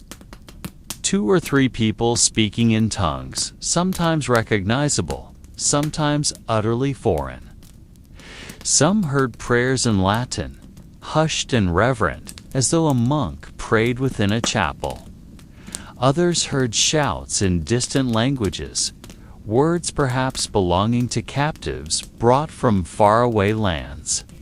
These conversations never lasted long, always cut off mid-sentence, as though some unseen hand plucked them out of the air. Many prisoners tried to dismiss the sounds as illusions of exhausted minds. Yet the longer they stayed, the harder it was to separate hallucination from reality. For sometimes the voices interacted. One man swore he was called by his own name, whispered faintly, almost like a breath. Another claimed the voices mimicked him, repeating his every word with a delayed echo. That mimicry frightened them most, as though the dungeon reflected their very souls, or perhaps something behind the walls was imitating humanity. Most terrifying of all was the weeping that turned into screams. On certain nights, the chamber filled with one long, piercing cry, so loud that prisoners pressed their hands against their ears. The scream had no single origin. It came from every direction at once, reverberating through their chests until their breath caught. When the scream ended, the silence that followed was heavier than before, as though the dungeon itself was waiting. Many never recovered after hearing it. They became vacant, their voices lost, their eyes hollow. Yet some believed these were not hallucinations at all, but remnants of the past.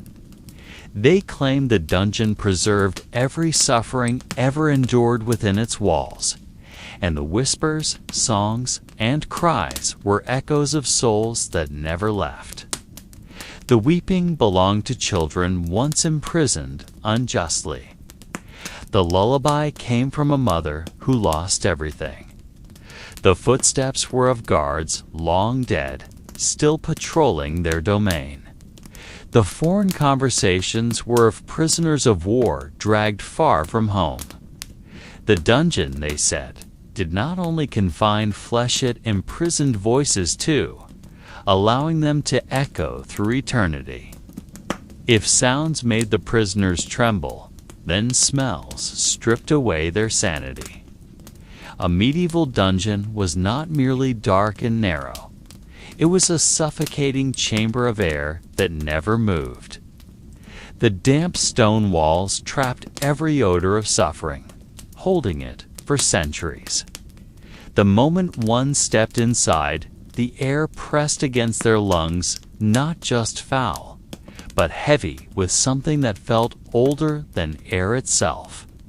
The first and most common stench was that of human waste. The cold stone floors often served as latrines, mixed with rotting scraps of food, dead rats, and mud dragged in from outside. The smell clung to everything, so thick it could make one retch with a single breath. Yet for the prisoners, there was no choice but to inhale it daily, until their bodies numbed to it even while their stomachs rebelled.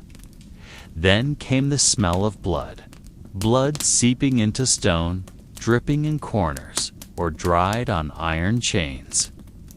Not always visible, yet unmistakable, sharp, metallic, hot as if a fresh wound lingered nearby. The scent often appeared suddenly, even when no one was injured.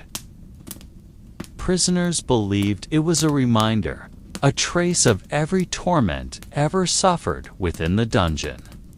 Each stone, they said, had drunk its share of blood, and the odor was the stone's way of speaking. Stranger still were scents that defied explanation.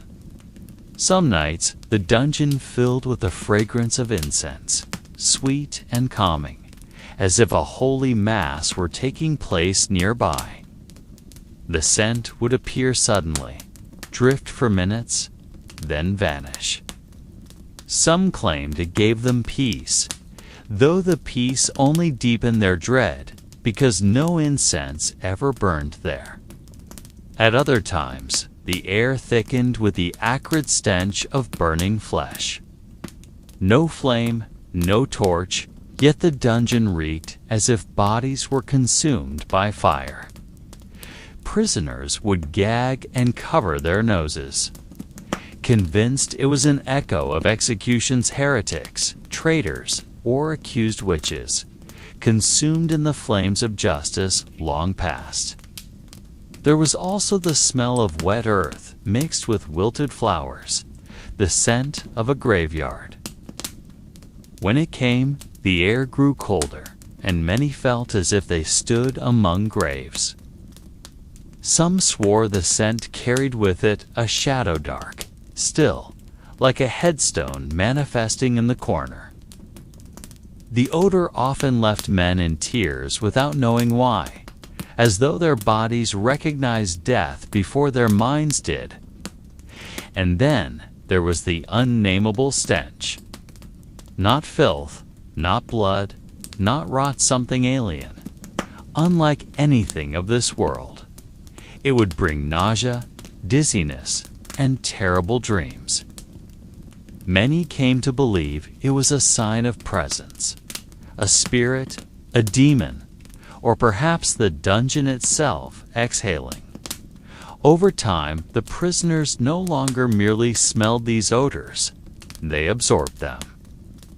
The air became part of their lungs, their blood, their very minds. It did not only poison their bodies, but warped their thoughts, breeding anger, delirium, and endless visions. Whether real or imagined, these scents turned the dungeon into more than a space of stone and chains. It became a living vessel of suffering, breathing its memories into all who entered. And many said, long after release, the dungeon followed them, still not in sight or sound, but in smell. At night, without warning, the scent would return to them, as if the dungeon refused to let go. If stench tormented the lungs, then darkness tormented the eyes. A medieval dungeon almost never knew light. Torches were rare, candles a luxury, and windows non-existent. The underground chambers were mouths of blackness, swallowing anyone who entered. For the newly imprisoned, the darkness felt like walls pressing in from every side. They stared ahead but saw no boundary, turned behind, the same, lowered their gaze, only emptiness. There was no difference between opening their eyes and closing them. Their eyes kept searching for light, and when none appeared, the mind began to invent its own.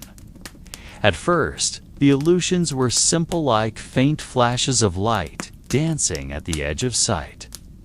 Then they took shape, shadows drifting like mist. Some swore they saw figures passing by, though no footsteps followed. Others claimed faces emerged from the walls, leaning close, vanishing with the blink of an eye. Darkness erased the meaning of time. Without sun or moon, prisoners never knew when days ended or began. They guessed only from the guard's footsteps or the ache of hunger. In such timeless black, a minute could feel like an hour, and a night like a century. This collapse of time fractured their minds until illusions no longer seemed illusions, but part of daily life. Some heard whispers from the dark. They were sure someone lurked in the corner. Yet when they reached, there was only air. Others felt the brush of cold hands, only to find emptiness. Eyes starving for light created shadows. Ears starving for sound created whispers. Together, they convinced the prisoners the dungeon held far more souls than it appeared. Darkness was also used as punishment. Some were locked for months with no light at all, until their eyes forgot the meaning of brightness. When finally dragged out, they could no longer face the sun. Light stabbed their eyes like burning knives. Some never recovered, as if the darkness had devoured part of their soul and refused to return it. But darkness was not merely absence. Some said it was alive. Old prisoners warned the new. Do not stare too long into the black, for the black will stare back. Tales spread of men who lost their sanity after claiming to see eyes glowing within the dark red, or pale, unblinking, always watching. None could prove it was real, illusion, or madness. But in the dungeon, all things were possible. If darkness was the face of the dungeon, then the sound of iron was its breath. Every underground chamber was filled with the creak of chains, the clank of shackles, and the scrape of metal against stone. There was never an hour of complete silence, even when all prisoners lay still. A faint rattle lingered, the chain shifting with a breath of wind, or the body of someone moving slightly against the hard floor. Chains were not merely restraints. They were part of daily life. They clung to ankles, wrists, even necks.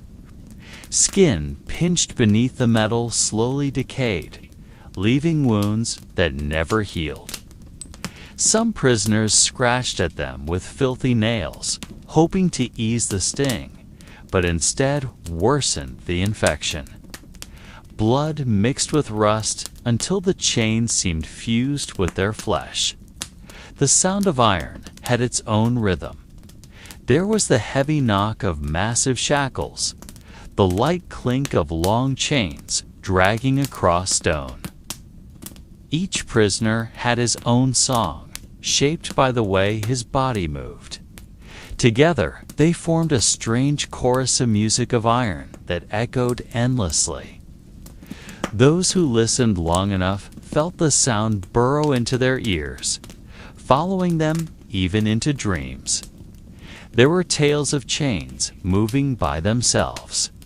Some swore they heard rattling, though no one stirred.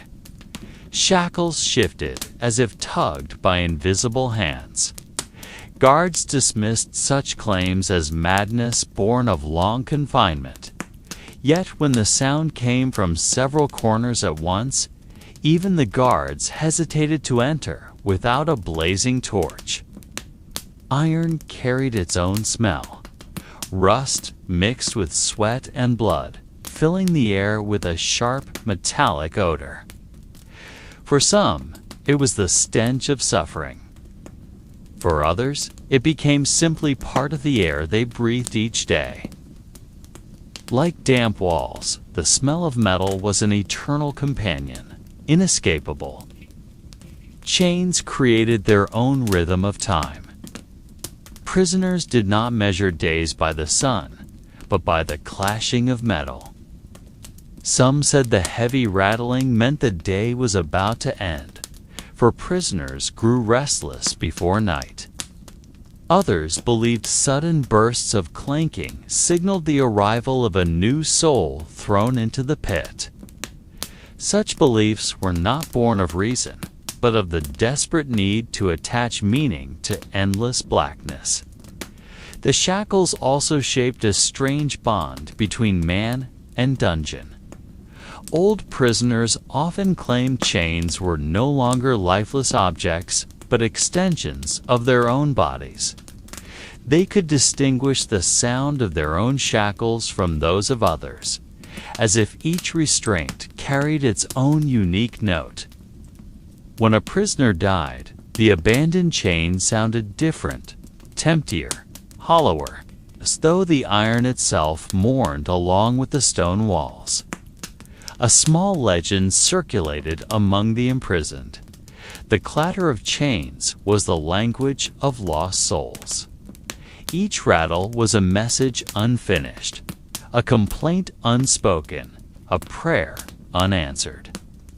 They believed as long as the chains kept sounding, the spirits of prisoners would never leave.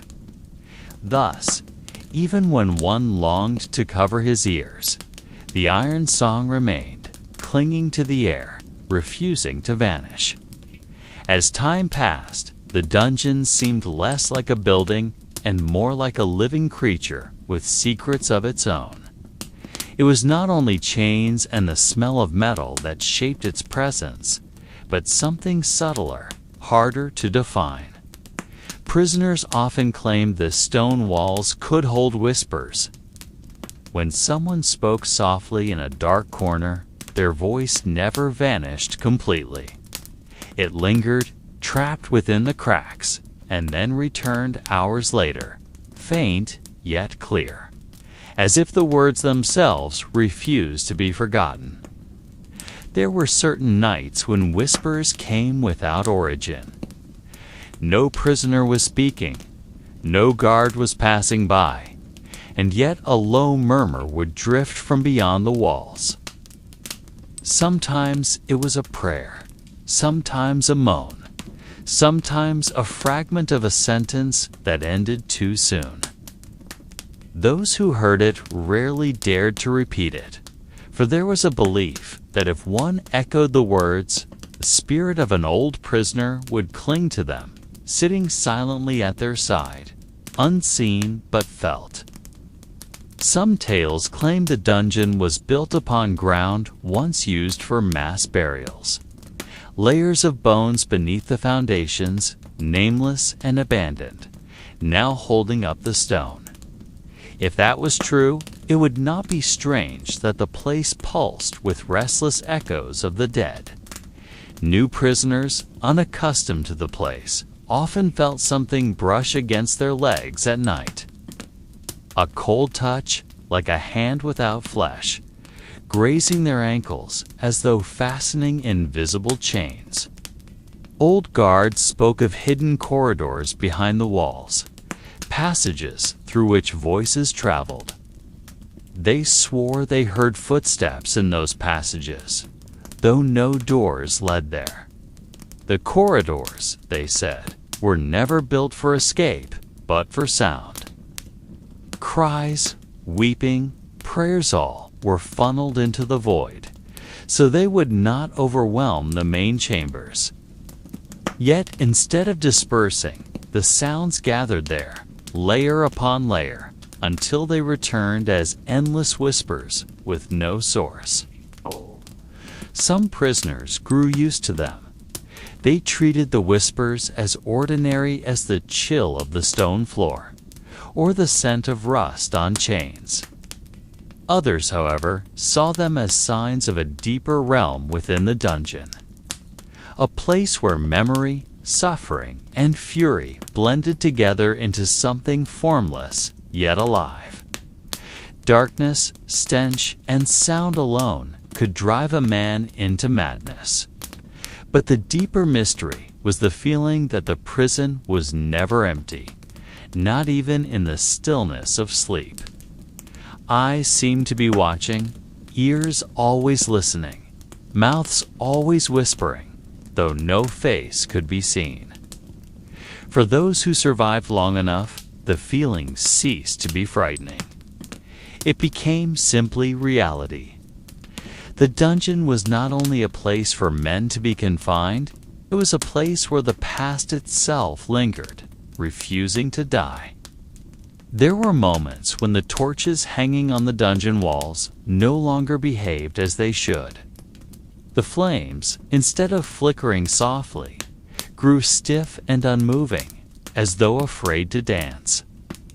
In those moments, prisoners often saw shadows that did not belong to their owners. A man sitting perfectly still might cast a shadow that walked away, slipping across the wall until it vanished into stone, as if searching for an escape. Sometimes a shadow grew impossibly large, stretching across nearly the entire wall, taking on a form no longer human, something taller, thinner, moving slowly in a rhythm like a dance without music. Guards who dared to patrol the deepest corridors at night swore they had seen shadows shift in empty halls. When one approached with a torch, the shadow grew clearer, forming the crouched outline of a human figure. But as the light drew near, it dissolved, leaving behind only the heavier stench of damp air. Prisoners often claimed such shadows were the remnants of those who had died without proper burial. Their spirits never truly left, but instead absorbed the light and returned as wandering silhouettes. Some stories told that the shadows tried to mimic human movement, but always with a flaw. If someone raised a hand, the shadow might raise the wrong one, or hesitate for a few seconds, as though body and shadow belonged to two worlds struggling to move in sync. Those subtle mismatches made the sight all the more terrifying. No one could tell if it was mere illusion born of exhaustion and hunger, or if something beyond human reason lingered in the dungeon's darkness, borrowing the shapes of the living. One tale told of a prisoner who never spoke again after a certain night. He was found sitting in a corner, eyes wide open, staring at a blank wall lit by torchlight. When asked by the guard, he only shook his head, unable to describe what he had seen. Days later, he stopped eating, then died with a faint smile upon his lips, as though he had finally found what he was seeking. Other prisoners swore that on the night before his death, his shadow remained standing, though his body lay on the ground. It faced the corridor, motionless, as if awaiting a summons from the darkness. Shadows, whispers, and silence layered upon one another within the dungeon. They wove a reality impossible to separate from imagination. New prisoners might try to deny it, claiming it was only the mind playing tricks. Yet after months inside, even the most stubborn eventually admitted there was something older, greater, and more patient than themselves lurking in the walls. The dungeon did not merely hold men's bodies. It held shadows that would never rest. Dreams were no longer simple within the stone prison. Prisoners often claimed that when they slept, what they saw felt far more real than the waking world. They did not dream of green fields or sunlight, but of the same corridors they already knew, only longer, darker, and without end. In those dreams, they walked endlessly, hearing footsteps behind them, but when they turned, no one was there. The sensation was so vivid that some awoke drenched in sweat, though the air around them remained frozen. Others told of hearing iron doors creak open in their dreams, followed by whispers calling their names softly, as if someone familiar were waiting nearby. But when they woke, the doors were still locked, and no voice had ever spoken. Those who suffered such dreams too often began to lose their sense of distinction between waking and sleeping. They no longer knew if they were truly awake or if they were still trapped within a deeper layer of dream. An old prisoner once said the dungeon devoured men's dreams, then returned them in distorted form. The stone walls, he believed, absorbed every fear, every hope, and reshaped them into dreams that haunted each night. He insisted that dreams were not mere illusions of the mind, but small doors opening towards something greater, something that words could never capture. The man eventually died in a long sleep, and many believed he had never awakened at all, but continued walking forever in corridors of endless dream. Some dreams left traces in the waking world. A man would rise with scratches on his arm, though no sharp object existed in the cell. Another woke with dirty feet, as if he had walked across the damp floor, though his body had lain still the whole night. These oddities made the dungeon feel alive, as though it toyed with human consciousness, trading reality with shadow without offering explanation.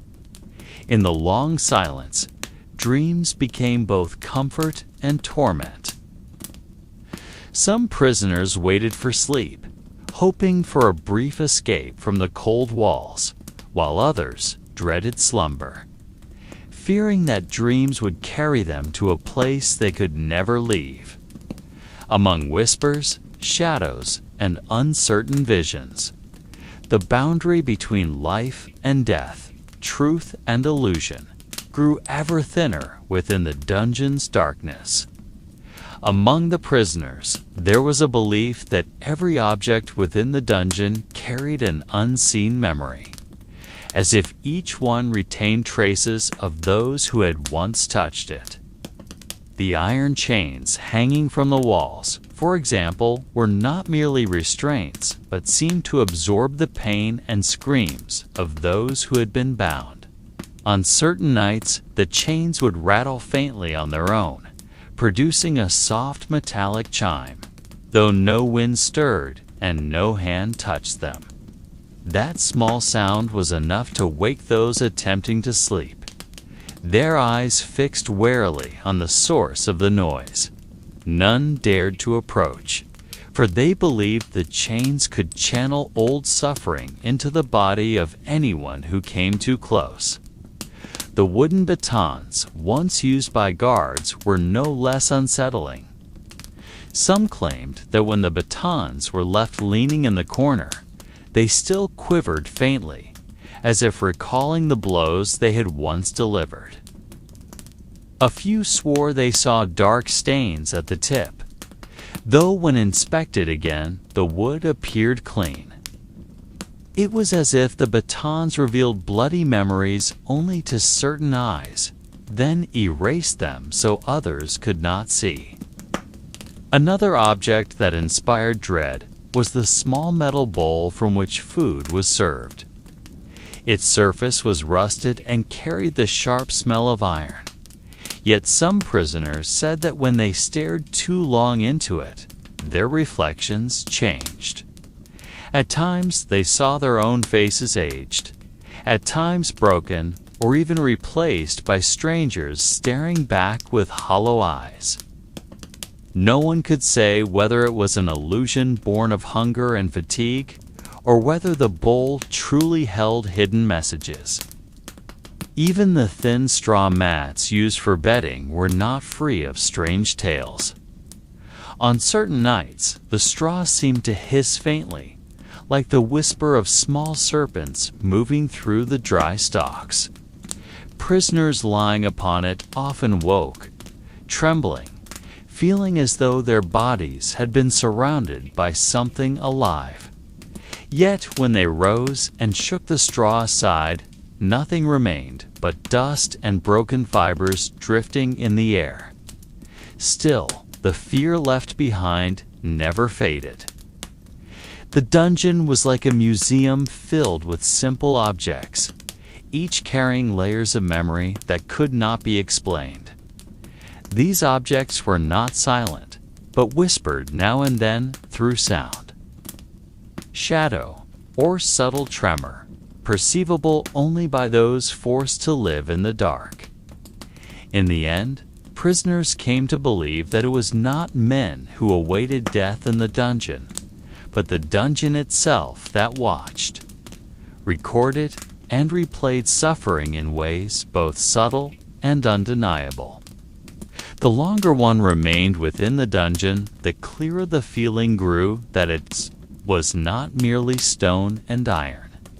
Many prisoners confessed to hearing faint sounds that did not come from humans, but from the walls themselves.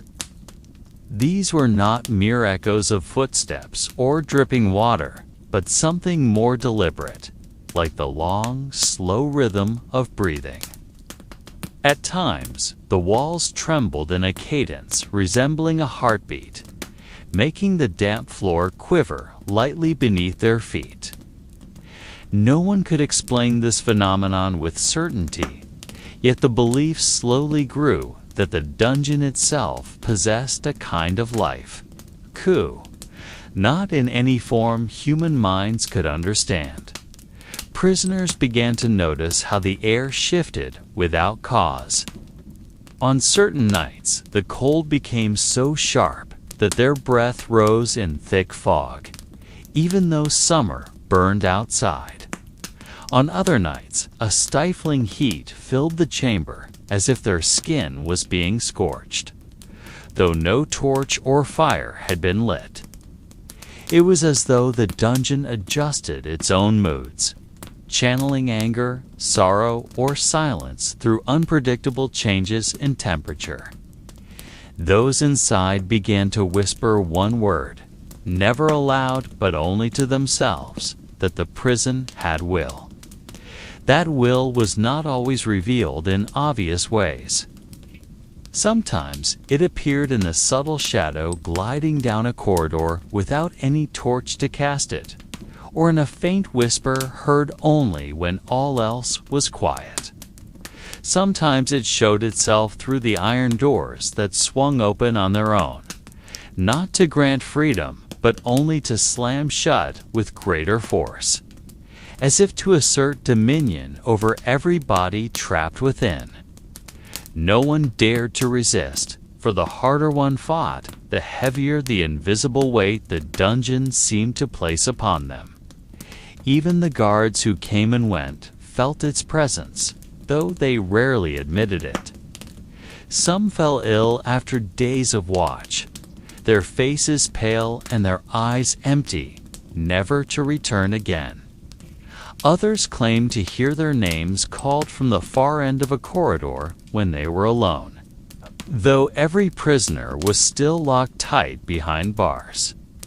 The dungeon did not distinguish between guard and captive, for anyone who set foot within its halls felt the same invisible gaze upon them. Slowly, the dungeon came to be regarded as a creature with its own body, breath, and soul. Its walls were bones, its corridors veins, its doors teeth that could close or bite at will. It did not merely hold suffering, but nurtured it, grew it, and fed upon it as sustenance. No one could be certain when or how such awareness was born. Yet all who dwelled inside agreed on one truth: the dungeon was never silent. It always breathed, always pulsed, and always waited. The belief that the dungeon was alive soon mingled with the notion that the souls of vanished prisoners never truly left. Many whispered that these spirits did not wander outside, but dissolved into the stone, the iron, and the damp air that wrapped the entire space. Some claimed to feel a cold touch upon their shoulder when no one stood near. Others heard faint singing, as though a woman's voice, only for it to vanish the moment they tried to approach its source. All such experiences only deepened the conviction that the seemingly silent walls were vessels for lingering souls. In every corner, especially the darkest ones, the air grew heavy as though it carried something unseen. When one closed their eyes and listened carefully, faint murmurs resembling conversations could be heard. Yet the words never became clear, as if each sentence was deliberately severed before it could be understood. Sometimes it was weeping, so distant it seemed to rise from some unexcavated depth beneath the floor. At other times, a thin laugh drifted through, not a laugh of joy, but one brittle and broken. None of it ever ceased, only shifted in a rhythm that could never be predicted. Prisoners who had been confined the longest often said they could begin to distinguish between these voices.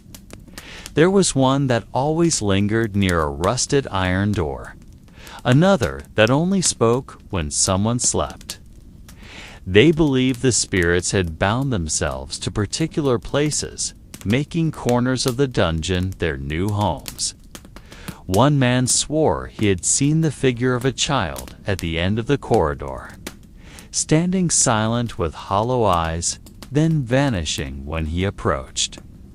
Whether it was true or delusion, no one could say, but after the tale spread, no one dared sleep near that corridor again. Even guards were not immune. Some were startled awake by whispers pressed against their ear, though they stood alone with a torch in hand. Others reported the iron keys at their belt, trembling as though touched by unseen hands.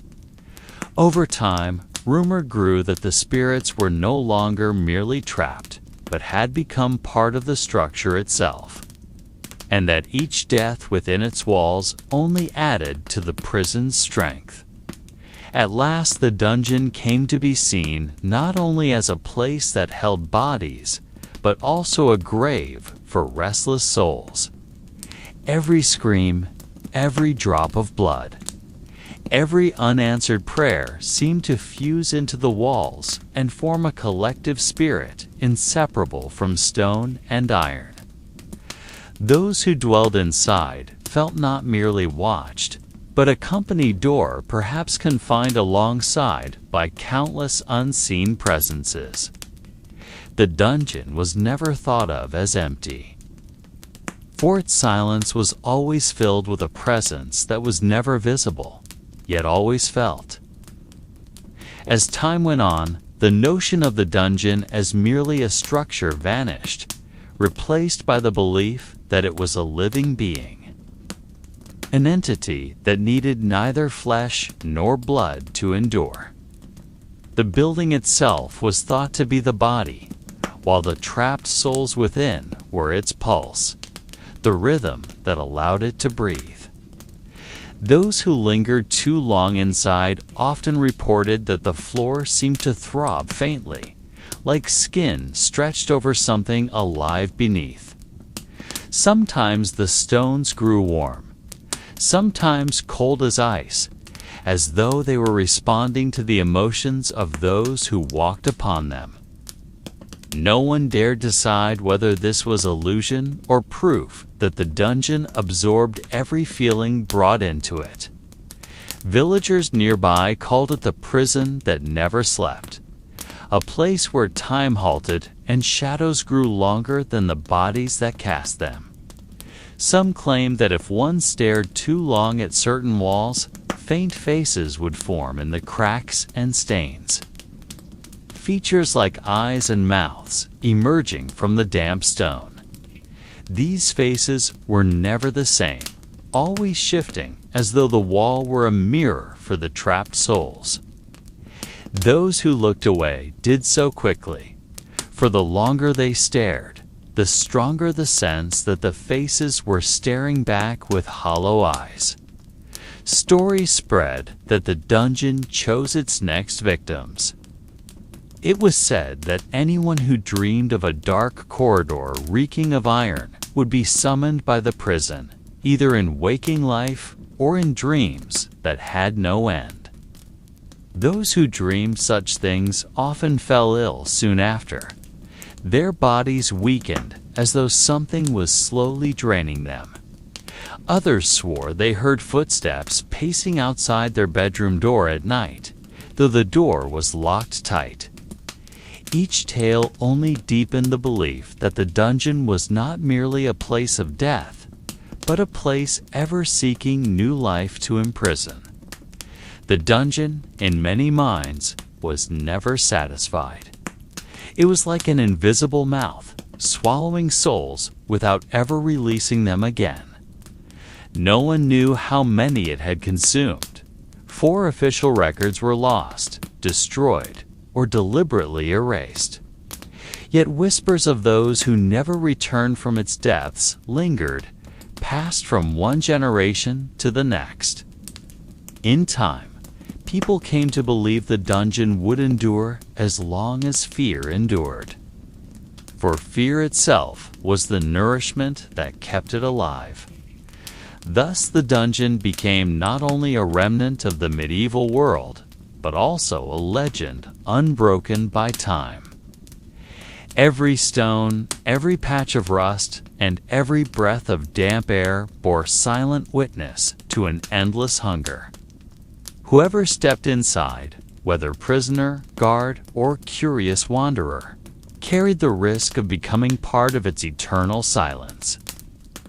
No one truly knew when the next turn would come, and that was what ensured the dungeon's mystery could never be solved.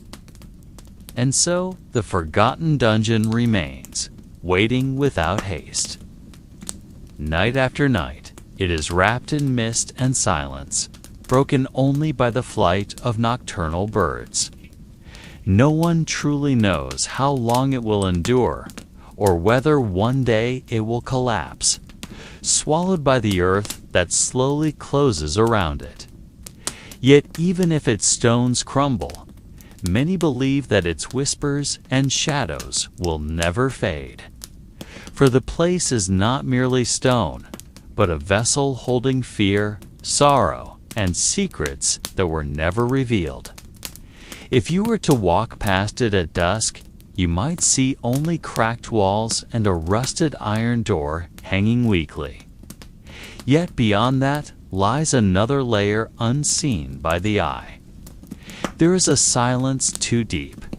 Silence not of emptiness, but of something unnamed. It is not a threat, nor a promise, but a presence that lingers uncalled. You might feel watched, or perhaps it is only the wind slipping through the stones. No one can ever be certain, so let the dungeon remain as a whispered tale among dreams. Let it be a reminder that some places are not meant to be understood, but accepted in quiet. Like a distant star, it offers a faint glow, not to guide a path, but to remind us that something exists beyond reach. And as you close your eyes, you may hear the echo of footsteps that never truly cease. They will keep walking through endless corridors, carrying secrets that will never be known. The night closes gently over everything, as if wrapping this story in a calming veil of mist. You need not be afraid, for the mystery does not come to harm, but to linger within memory. Let it become part of your sleep tonight, like an old tale without an ending, only a silence long and deep. And as you drift into rest, the dungeon will sink once more into the dark. Waiting patiently, its doors closed, while its secrets turn endlessly within whispers that will never be complete.